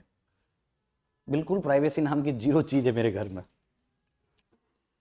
Y? Because I go only for 2 और 3 डेज। तो वो चीज मैं समझता हूँ, वो देखता हूँ, मैं फील करता हूँ वो चीज। और पहले जब कॉलेज में होते थे तो बैग पटका आए इंजीनियरिंग कॉलेज से, घर से आए, घर से बाहर हैं, 3 दिन दोस्त के पास ही रुक रहे हैं। माँ बाप उस टाइम पे बोल रहे हैं, सुन नहीं रहे हैं। फोन भी आ रहा है, काट दे रहे हैं। बाप का फोन आया, दो उठा लिया, माँ का फोन ही नहीं उठा रहे हैं। ये एक एज के बाद लोगों को आइसोलेशन में डाल देती है चीजें, राइट? ये मैं अपने मन से नहीं कह रहा हूं, इसके लिए भी एक एनजीओ है, एनजीओ नई उमंग, नई उम्मीद, सॉरी, नई उम्मीद करके एक एनजीओ है जो कि बूढ़े लोगों के लिए काम करता है। वो कैसा सोचते हैं, उनका क्या पैटर्न है, उसके लिए ये काम करते हैं। तो उसमें एक रिपोर्ट में सामने निकल के आया कि बहुत सारे पेरेंट्स अकेले रह रहे हैं इंडिया के अंदर। उनके बच्चे शहरों में रहते हैं, गांव में वो अकेले रह रहे हैं, या शहर में अकेले रह रहे हैं, तो बच्चे बाहर फॉरेन में हैं। और इतने अकेले हो जाते हैं वो एक टाइम के बाद। और बहुत सारी बार तो ऐसा भी होता है बच्चा घर में नहीं होता, माँ बाप की डेथ हो जाती है। क्या करोगे इतने पैसे का, बताओ? इसलिए माँ बाप के साथ रहना चाहिए जब तक पॉसिबल है तब तक। हर जगह तो ऑब्वियसली नहीं जा सकते माँ बाप भी, ये भी बात सही है, क्योंकि माँ बाप ने भी तो दादा दादी को हर जगह साथ थोड़ी रखा था। ये भी तो एक फैक्ट है। This is how life goes, this is truth, we have to face it. बताओ।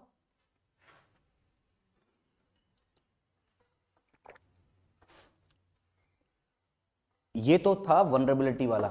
अभी हमने ये समझ लिया वनरेबिलिटी क्या होती है, वनरेबिलिटी के फैक्टर्स क्या क्या होते हैं, कौन कौन वनरेबल है, एससी है, एसटी है, ओबीसी है, माइनॉरिटी है, वुमेन है, बूढ़े बुजुर्ग है।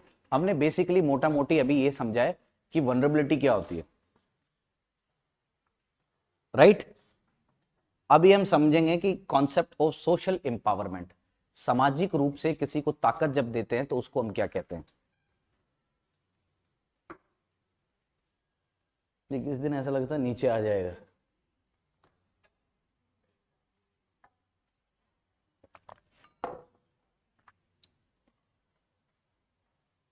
इधर मेला वेला लगा है, कोई गया कि नहीं अभी तक? है? हाँ, तुम्हें बहुत पता है।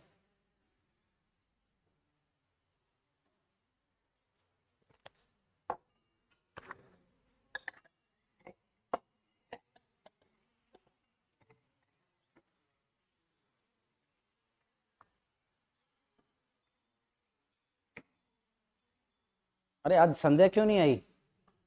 संध्या नहीं आई आज? शादी है उसके भी घर में। तो बीमार है? बीमार है, बीमार है।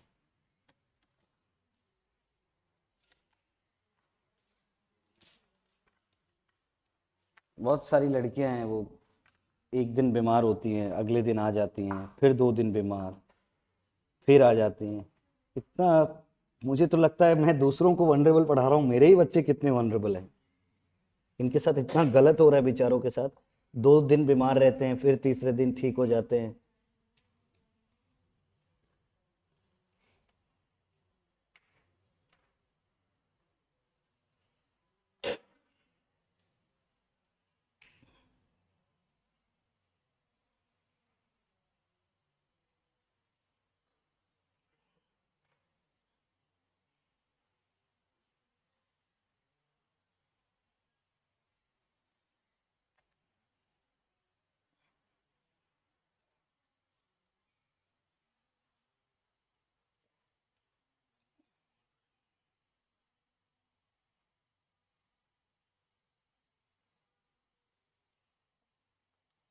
अरे वो मत करना, जिसने वो अप्लाई अप्लाई जो किया है, अगर किसी ने नहीं किया है तो अच्छी बात है।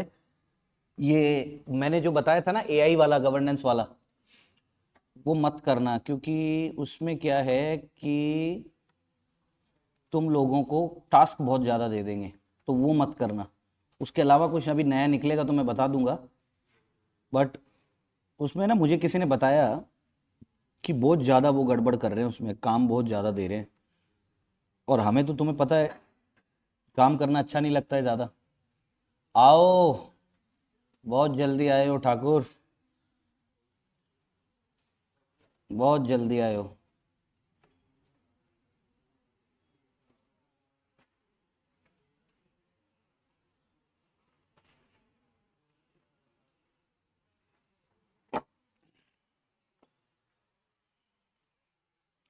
Now social empowerment, just write a heading, एक बार ये लिखो सिर्फ इतना, सेल्फ रिलायंट तक, जस्ट कॉपी में लिखो, जस्ट राइट। क्यों लिखवा रहा हूं उसका एक रीजन है कि बोर्ड पे लिखा है, चाहता तो नहीं भी लिखवाता, लेकिन लिखो, कुछ और भी लिखवाऊंगा। ये हेडिंग लिखो, सोशल एम्पावरमेंट, ताकि जैसे एक वैल्यू एडिशन नोट्स दिया था उस तरह से लिखो। पंडित जी ऐसे, अच्छा लिख लिया, आप तो पंडित के जैसे बैठ गए हो, कोई विवाह मंत्र करना है क्या?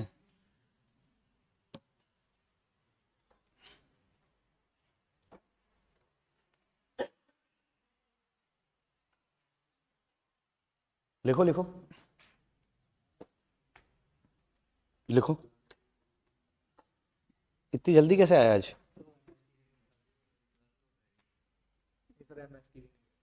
एमएसटी क्या होता है?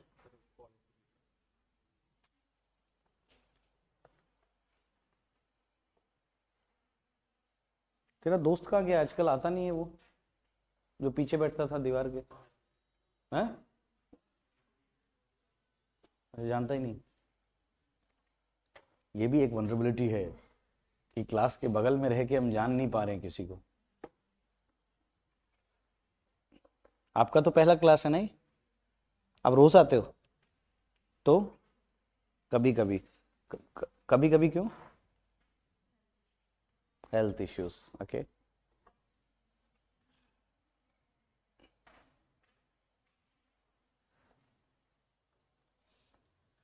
Got it.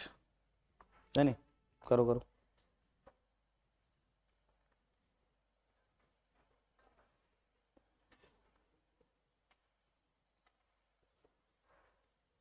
एक वो उसको बोलना बनाएगा, एक बनाना भी, दो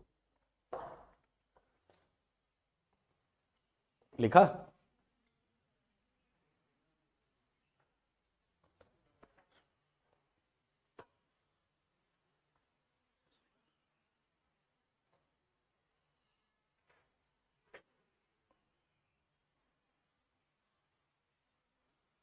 नाउ सोशल एम्पावरमेंट का क्या मतलब होता है, पहले हमें यह समझना पड़ेगा कि what do you mean by social empowerment.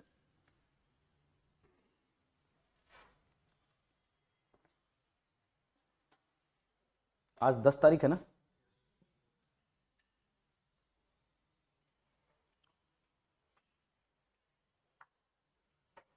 हम्म, 10 और 3 4 5 4, मतलब इस सैटरडे तक तुम्हारा इंटरनल सिक्योरिटी करवा दूंगा। इस सैटरडे तक तुम्हारा इंटरनल सिक्योरिटी पूरा हो जाएगा, ठीक है ना? ना सोशल एम्पावरमेंट, कि समाज में हम लोगों को एम्पावर कर रहे हैं। जैसे एग्जांपल वुमेन एम्पावरमेंट, वुमेन को एम्पावरमेंट कैसे कर सकते हो आप? अगर कोई वुमेन के पास जॉब नहीं है तो उसके लिए इकोनॉमिक अपॉर्चुनिटी, उसके लिए जॉब अपॉर्चुनिटी ढूंढ के। कोई मान लो फिजिकली डिसेबल्ड है, उसको आप एम्पावरमेंट कैसे कर सकते हो? पहले उसको ढूंढोगे ना कि कौन कौन से लोगों को जरूरत है एम्पावरमेंट की, पहले तो ढूंढोगे, फिर उसके बाद उन लोगों की एक लिस्ट बनाओगे, फिर उनके बाद उनको डिवाइसेस दोगे। जैसे मान लो किसी को पैर नहीं है तो आर्टिफिशियल लिम्ब दे दिया, आर्टिफिशियल लेग दे दिया, हाथ नहीं है तो आर्टिफिशियल लिम्ब दे दिया किसी को। What my point? कोई बूढ़े लोग हैं जिनके पास आंखों में प्रॉब्लम है, उनके लिए तुमने देखा होगा फ्री में, कभी कभी तुमने देखा होगा गाँव, जो बहुत सारे चैरिटेबल सोसाइटीज हैं, एनजीओज हैं, गवर्नमेंट भी फ्री में कैंप चलाती है आंखों का कभी कभी, कि भाई जितने भी बुजुर्ग लोग हैं आंख दिखा के ले आओ, फ्री में कैंप लगा हुआ है गाँव में। या फ्री में जांच करवा लो लीवर की, किडनी की, कैंप लगते हैं फ्री में। क्यों लगते हैं? ताकि लोगों को हम एम्पावर करें। लोगों के पास, जिनके पास पैसा नहीं है, लोगों के पास पैसा नहीं है, उन लोगों को भी एक अपॉर्चुनिटी मिले कि वो लोग चीजें कर सकते हैं। तो एक तो होगा वुमेन एम्पावरमेंट।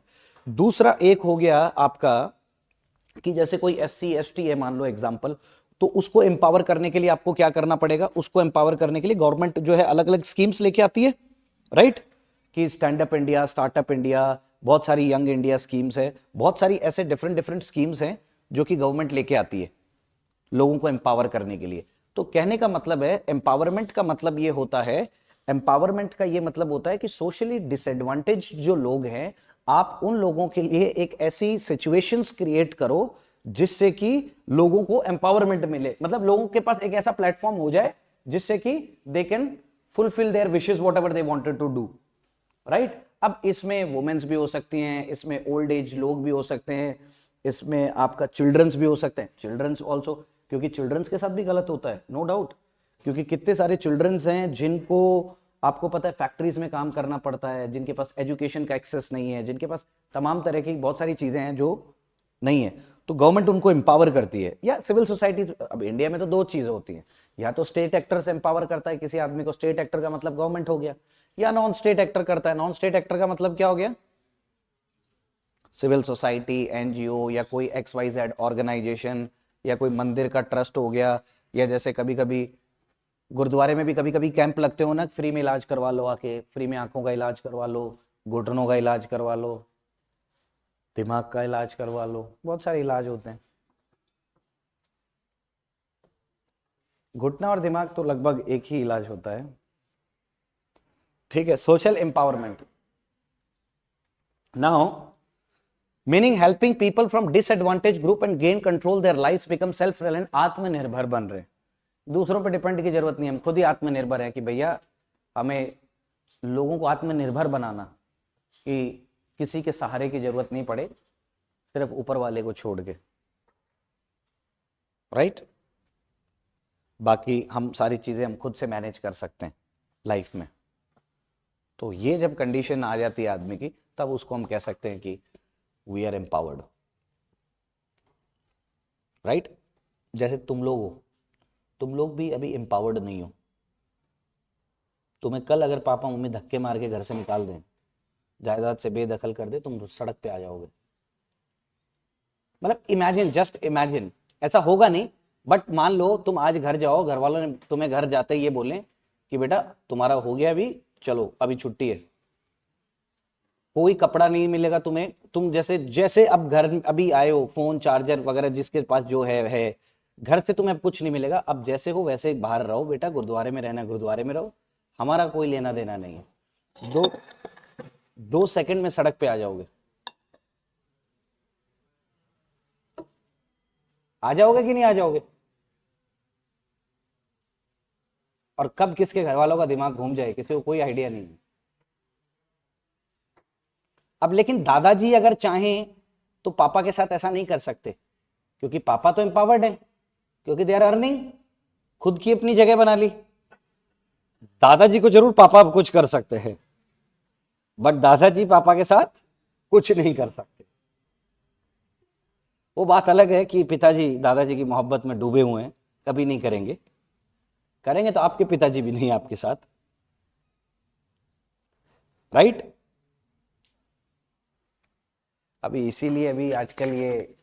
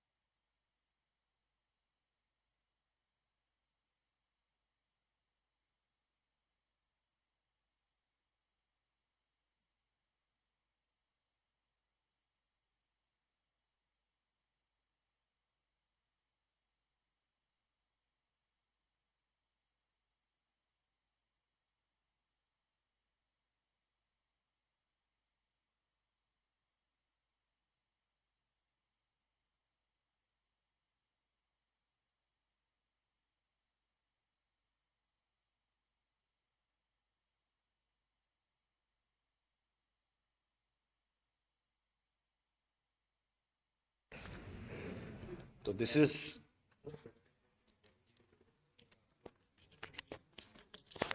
नहीं, इतना टेंशन मत लो, जब डाइवोर्स होने वाला हो तो मुझे फोन करना, बहुत और तरीके बता दूंगा। Have full control over all areas of life, socio-economic and political and cultural, making informed independent choices supported by access to education। सब लोगों के पास एजुकेशन हो, एसेंशियल सर्विसेज हो। एसेंशियल सर्विसेज का मतलब होता है रोटी कपड़ा मकान, लाइक आपके पास जाने के लिए स्कूल हो, पहनने के लिए कपड़ा हो, इलाज करवाने के लिए आपके पास हॉस्पिटल हो, राइट। ये सारी सुविधाएं जिसे एसेंशियल सर्विसेज कहते हैं, ये जब सारी सुविधाएं रहती है तो you can count as yourself as a socially empowered। Reaching one's potential through active barrier free participation in society as equal citizens। या अब जैसे मान लो मेरी क्षमता है कि मुझे पॉलिटिशियन बनना है, घर वाले बनने नहीं दे रहे हैं, समाज बनने नहीं दे रहा है मुझे, मेरे को लोग रोक रहे हैं इस वजह से कि तेरी जाति ठीक नहीं है, तुम छोटी जाति के आदमी हो, तुम चुनाव नहीं जीत सकते, तुम्हें वोट कौन देगा, तुम्हारी हिम्मत कैसे हो गई चुनाव लड़ने के लिए, तो मैं मेरा जो पोटेंशियल है उसका सही इस्तेमाल ही नहीं कर पाऊंगा कभी। तो ये भी एक जिम्मेदारी है, जो आदमी जैसा चाहे, जैसे मान लो ये लड़की है, ये लड़की कल को पायलट बनना चाहे, घर वाले बोलेंगे नहीं बेटा प्लेन क्रैश हो गया, तो ये भी एक मेंटेलिटी है हमारे घर वालों की। नया टीवी नहीं लाएंगे, क्यों? खराब, अरे आया नहीं है उससे पहले कैसे खराब हो जाएगा? खराब हो गया तो बेटा गाड़ी तो ले आए लेकिन एक्सीडेंट हो गया तो लाओ, तो पहले रोड पे तो चढ़ाओ उसको, एक्सीडेंट तो बाद में होगा। नहीं चिमनी नहीं लाना है, ऐसे ही ठीक है। छोटे छोटे चेंजेस से डरते हैं हम लोग। नहीं नहीं मेट्रो कार्ड क्यों बनवाना है, पागल है क्या, लाइन में लग जाएंगे, तुम इतने रही, अरे पागल। मतलब छोटी छोटी चीजों से कि मेट्रो कार्ड नहीं बनवाना है, क्यों? क्योंकि पता नहीं, रीजन नहीं पता है कि क्यों नहीं बनवाना है। तभी अंकल लोगों से पूछो, छोटी छोटी चीजों में चेंजेस करने में उनको इतना, मतलब लाखों रुपए खर्च कर देंगे वैसे, लेकिन जब कोई नॉर्मल चीज उनको चेंज करने के लिए बोलो, बड़ा उसमें वो होता है उनको कि नहीं। मेरे चाचा हैं, उनको मैं बोलता हूँ मेट्रो कार्ड का रीच में, मेट्रो कार्ड मेरा ले जाओ आप, मेरे पास 3-3 मेट्रो कार्ड आप लो। नहीं नहीं मेट्रो कार्ड नहीं चाहिए, लाइन में लग जाऊंगा मैं। क्यों लाइन में लगना है? 3 घंटे 1.5 घंटे लाइन में लग के पर्ची कटवाओगे, तब तक अपना जाओ, अब ट्रेवल करो। कह रहे नहीं नहीं कार्ड खो गया तो पर्ची है वो भी तो खो सकती है। यही दिस इज कॉल्ड डिसएम्पावरमेंट। मैं आपको बता रहा था राजस्थान में हमारे उधर मेरे नागौर में पहले पॉलिटिशियंस के ये हालात थे, मैंने बताया था। ये मैंने आपको सिर्फ हंसाने के लिए नहीं बात बताई, ये जेन्युइन बात आपको मैंने बताई थी कि लोग पॉलिटिशियन इस तरह के थे, लोग कहते थे कि ट्रेन नहीं, डेवलपमेंट नहीं करना है, क्यों? बोले रेल ट्रेन नहीं आनी चाहिए, बोले डाकू आ जाएंगे ट्रेन से। बिजली नहीं चाहिए गांव में, क्यों? बोला करंट आ गया लोग मर जाएंगे। तो पढ़ाना नहीं है, ना ना ना ना ना पढ़ाना नहीं है, लड़कियां भाग जाएंगी, पढ़ी लिखी लड़कियां भाग जाएंगी, ये सोच है। ये मैं गलत नहीं बोल रहा हूं, ये समाज में ऐसा होता है। आज भी आप देखो, हम लोग पढ़े लिखे, हमारी मम्मी, अगर किसी से तुम बोलो, किसी से दादी वादी से पूछो, अगर कोई लड़की वकील है, बेचारी अच्छी फैमिली से भी है, कोई रिश्ता है वकील, नहीं नहीं नहीं वकील से नहीं करना, क्यों? करे केस कर देगी। अरे कैसे करेगी केस, कुछ किया तो होगा पहले। नहीं नहीं वकील से शादी नहीं करनी है, ये केस कर देगी, पूरे खानदान को ये कोर्ट में टांगे रखेगी। घर वालों की नजर में सबसे बढ़िया लड़की होती है टीचर, कि छोरी मास्टर नहीं हो बस, राइट। तो जब आप किसी को उसका पोटेंशियल पूरा यूज नहीं करने देते, तो वो भी एक तरह से डिसएम्पावरमेंट है किसी भी चीज का। जैसे अगर मान लो कोई लड़की है, वो स्पोर्ट्स खेलना चाहती है और उसके पेरेंट्स उसको अलाउ नहीं कर रहे हैं, तो वो अपने फुल पोटेंशियल का इस्तेमाल नहीं कर पाएगी लाइफ में। उसका मन है स्पोर्ट्स खेलने का, वो मेडल लेके आ सकती है, तो वाई तुम उसको फोर्स कर रहे हो कि तुम पढ़ो पढ़ो पढ़ो? समझ में आया? कोई लड़की है, हो सकता है वो अच्छा बिजनेस कर सकती है, कुछ अच्छा इनोवेटिव आइडियाज ले सकती है। जरूरी नहीं है कि every girl wanted to become a doctor और engineer only. Some girls wanted to become film producer, some girls wanted to become some different thing, कोई स्पोर्ट्स पर्सन बनना चाहता है, कोई मीडिया एंकर बनना चाहता है, राइट। सबका अपना इंडिविजुअल चॉइस है ना। और वो चॉइस कैसे डेवलप होता है आदमी का? वो चॉइस डेवलप होता है जब आदमी को लगता है कि यार इस फील्ड में मैं अपने दिल से काम कर पाऊंगा और मैं अपना 100% दे सकता हूं, मतलब मेरे को कोई उंगली नहीं रख सकता इस काम में तो मेरी। या out of all these work मैं ये चीज अच्छे से कर सकता हूं। सबका अपना एक होता है ना, स्पेशलाइजेशन होता है। जैसे फूफा जी हैं, जीजा जी हैं, मूड ऑफ कर देंगे आपका एक सेकंड में, उनका एक स्पेशलाइजेशन है। तो हर आदमी का लाइफ में एक स्पेशलाइजेशन होता है कि मैं इस फील्ड में अगर जाऊंगा तो I can empower myself, I can fully utilise my all potential, right? That is called empowerment. अब ये तो आपको मैंने बताई एक लेमन लैंग्वेज में, लेकिन एग्जाम में तो ऐसे नहीं लिख सकते। एग्जाम में क्या है stages? Number 1 is awareness. These are the stages, pre empowerment stages हैं, अलग अलग स्टेजेस हैं। ये डायग्राम जरूर याद रखना आपको, इसको कहीं कॉपी में ऐसे लिख लो कि जब भी आंसर लिखोगे, बस जब भी कोई इंपॉर्टेंट चीज हो कि नोट्स में क्या इंपॉर्टेंट पढ़ना है, तो उसको स्टार मार्क करके उस टॉपिक का नाम लिख लो। भले ये मत लिखो पूरा, बस कि भाई ये मेरे को अच्छे से पढ़ना है, सर ने बोला था कि ये वाला डायग्राम मेरे को अच्छे से पढ़ना है, तो स्टार मार्क कर लिया करो। तो तुम्हें ये भी क्लास के रनिंग नोट्स में ये भी चीज आ जाएगी, नोट्स उधर मैं दे ही रहा हूं।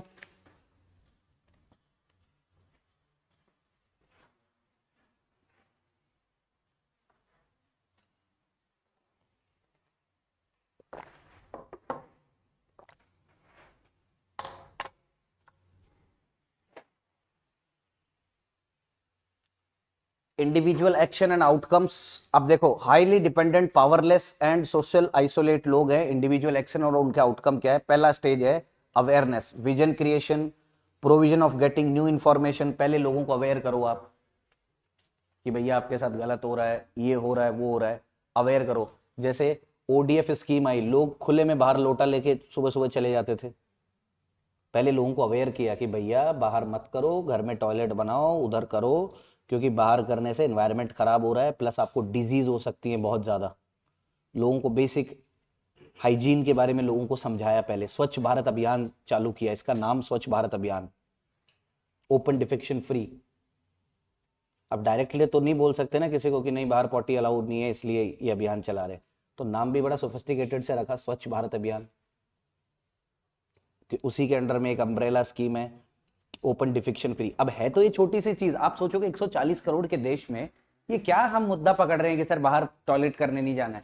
ये छोटा मुद्दा नहीं हो सकता दोस्तों। 140 करोड़ लोग सुबह सुबह लोटा लेके जा रहे थे बाहर पहले, तो हमारी लैंड डिग्रेड हो जाएगी इससे, एनवायरमेंट खराब होगा, हाइजीन एकदम, लोगों को कितनी बीमारियां होंगी इससे। अब जो बीमारियों पे खर्चा होगा, यानी कि गवर्नमेंट का ज्यादातर खर्चा हेल्थ सेक्टर पे जाएगा, तो गवर्नमेंट इसरो को डेवलप नहीं कर पाएगी, डीआरडीओ को डेवलप नहीं कर पाएगी, और जो हमारे स्टूडेंट्स हैं उनके लिए स्कॉलरशिप नहीं दे पाएगी, आर्मी को डेवलप नहीं कर पाएगी। समझ में आया? इसीलिए पहले हेल्थ को, ये जो छोटी छोटी चीजें हैं जो कि बड़ा इंपैक्ट डाल सकती हैं। समझ में आया कि एक टॉयलेट बाहर ना करने से कितनी चीजें हो सकती हैं। अब मैंने तुम्हें लड़कों को तो पहले भी कहा था, जैसे पब्लिक प्लेस पे you should never do toilet, बिल्कुल नहीं करना चाहिए। लड़कों को तो खास, मतलब लड़कियों को तो सोचना भी नहीं है, लड़कों को भी नहीं करना चाहिए। मुझे एक वायरस का नाम याद नहीं आ रहा, जो आपकी बॉडी में यूरिनल इन्फेक्शन होता है वो। Girls, you should always use a sanitiser. कभी अगर पब्लिक प्लेस में you have to do, this are the basic part of your hygiene. You should always keep one sanitiser bottle in your bag. That is a very hazardous virus, मैं नाम भूल रहा हूं, that enters in your body through the urinal place, और जो कि बाद में it can really infect your body।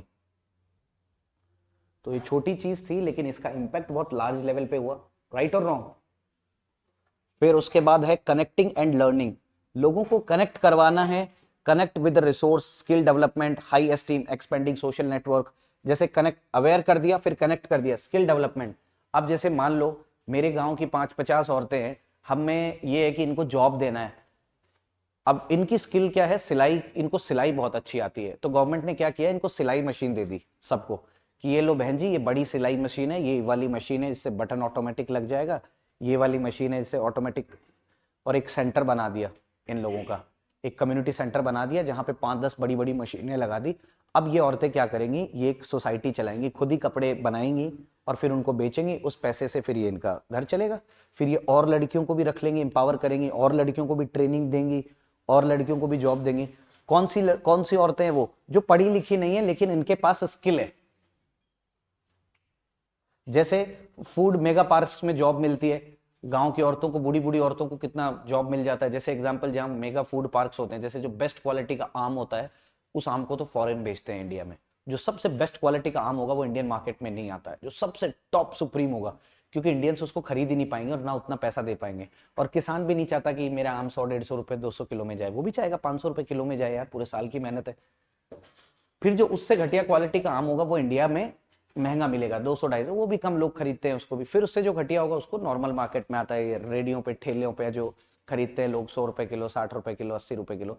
This is the third grade mango, right, जो हम भी शॉप से जाके खरीद लेते हैं कि भैया 2 किलो आम डाल दो, 1.5 किलो केला डाल दो, राइट।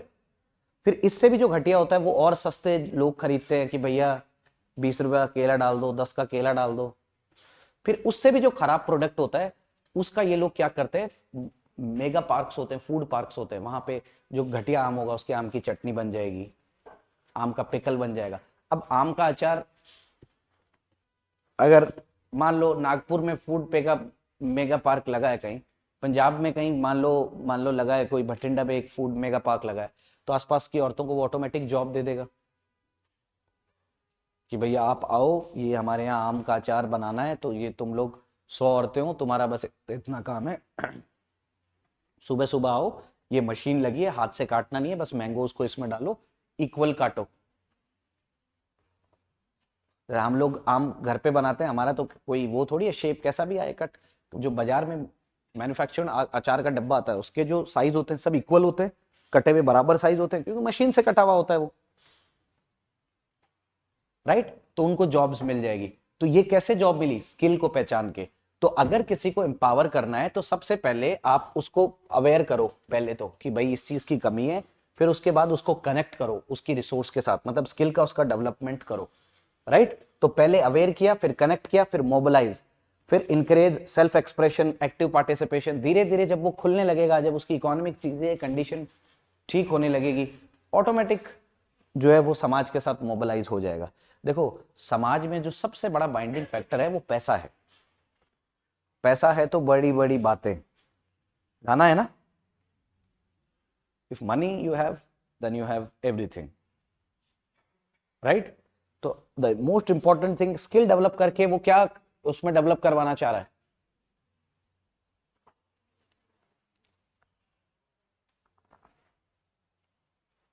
हे भगवान, स्किल डेवलप करके जॉब नहीं मिलेगी, जॉब मिलने से क्या होगा, पैसा नहीं आएगा क्या उसके पास, तो इसमें इतना क्या सोच रहे हो। फिर contribution, self satisfaction, self respect, self help. जब आदमी खुद से पैसा कमाता है और समाज में उसके साथ कहीं भी भेदभाव नहीं होता है, ना कास्ट के बेस पे, ना रिलीजन के बेस पे, ना जेंडर के बेस पे, तो एक आदमी को जैसे जैसे दादाजी लोग या घर वाले लोग बोलते हैं ना, अरे कुछ ऐसा उल्टा सीधा मत करना, हम लोग इज्जतदार लोग हैं। वो इज्जतदार वाली फीलिंग कहाँ से आती है, जब उनको लगता है कि हमारी समाज में फीलिंग, मतलब समाज में हमारा एक रौब है, हमारा एक जगह है। हम अगर कहीं से स्कूटर लेके निकलेंगे तो 4 लोग सलाम ठोकते हैं हमें, समझ में आया। तो हर आदमी को एक सेल्फ रिस्पेक्ट होता है, राइट। हर आदमी के अंदर एक एक एक रेस्पेक्ट का वो कॉर्नर होता है, हर आदमी चाहता है कि मेरी रेस्पेक्ट हो, राइट। बट दूसरों को कोई रेस्पेक्ट करना नहीं चाहता है, सब लोग चाहते हैं कि रेस्पेक्ट हो, but nobody wanted to give respect. But ऐसा तो नहीं होता है, दोनों चीज तो नहीं हो सकती, give respect, take respect, give and take है ना, दुनिया में तो सारा गिव एंड टेक ही है। और रेस्पेक्ट अगर जबरदस्ती करवानी है तो फिर आप पावरफुल होने चाहिए, बट फिर उसका मतलब नहीं है पीछे से गाली बक रहा होगा कोई, ये भी एक बात है। तो these are the stages, awareness, connecting and learning, mobilisation and contribution, कि ये सारा चीज हो जाएगा तो वो समाज में उसको एक जगह मिल जाएगी बराबरी की, तभी तो सोशल एम्पावरमेंट। सोशल का मतलब क्या होता है, समाज, सामाजिक। एम्पावरमेंट का मतलब उसको ताकतवर बनाना, सामाजिक उत्थान होना किसी भी आदमी का, कि समाज में उसकी एक जगह हो, समाज में उसका। अब जैसे मान लो तुम्हारे पास लाख गाड़ी हो, एक अच्छी गाड़ी है तुम्हारे पास, तुम गाड़ी लेके घूम रहे हो, अच्छे कपड़े भी पहन रहे हो, तुम्हारे पास पैसे भी हैं, लेकिन तुम्हारी फैमिली की कोई रिस्पेक्ट नहीं है बाहर। जैसे ही तुम मार्केट में निकलते हो, ना पापा को कोई पूछ रहा है, ना मम्मी को कोई पूछ रहा है, क्योंकि तुम्हारी कास्ट ऐसी है वैसे, तो तुम डिप्रेस हो जाओगे ना एक टाइम के बाद, कि यार हमार भले ही पैसा कम है, कुछ नहीं है, रोड पे नॉर्मल रोड पे चलते हैं तो 4 लोग सलाम ठोकते हैं, अरे भाई जी नमस्कार, वो क्यों होता है? क्योंकि हमें, हर आदमी को क्या चाहिए? इज्जत मांगता है हर आदमी, रिस्पेक्ट चाहिए, राइट? तो इन लोगों को रिस्पेक्ट दिलाने के लिए गवर्नमेंट इनकी स्किल सेट को मजबूत करती है कि ये पैसा कमाए, ऑटोमेटिक सब रिस्पेक्ट करेंगे। यस और नो? राइट?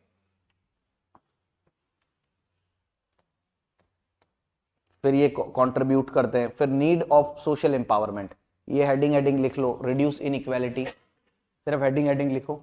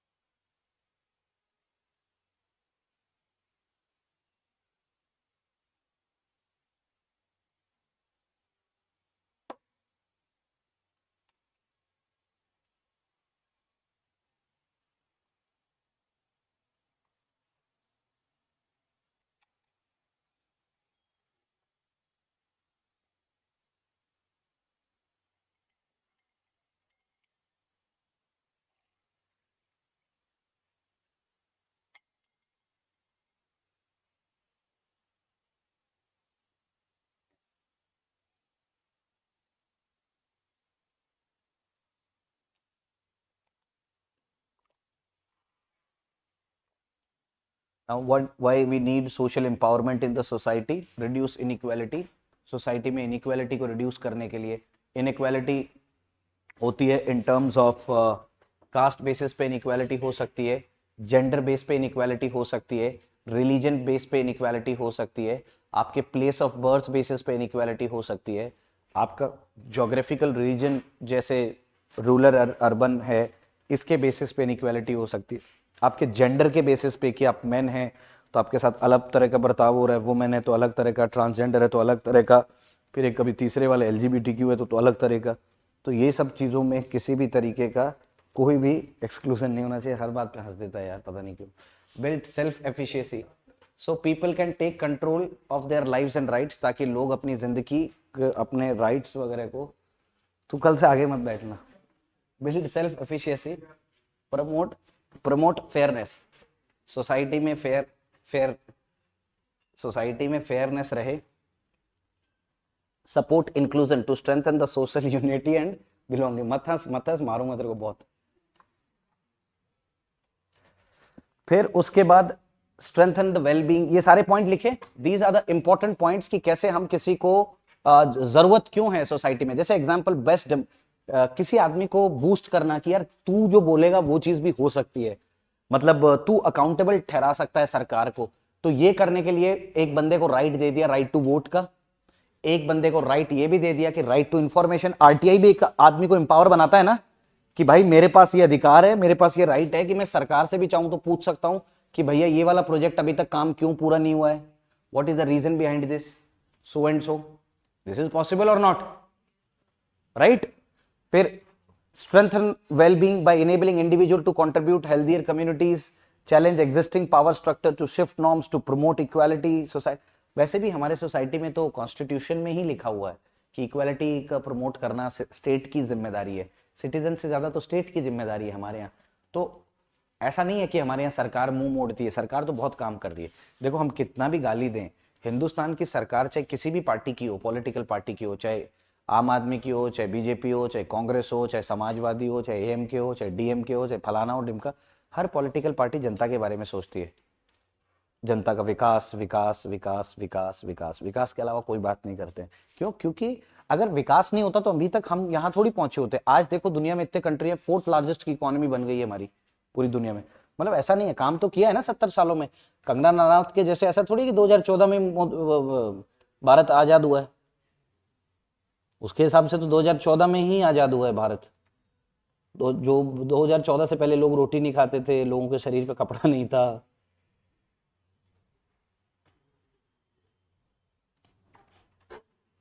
कभी कभी लगता है शी इज ड्रगिस्ट ना, माइंड स्किप हो गया है उसका, कुछ भी बोलती है। Significance of welfare scheme, heading लिख लो।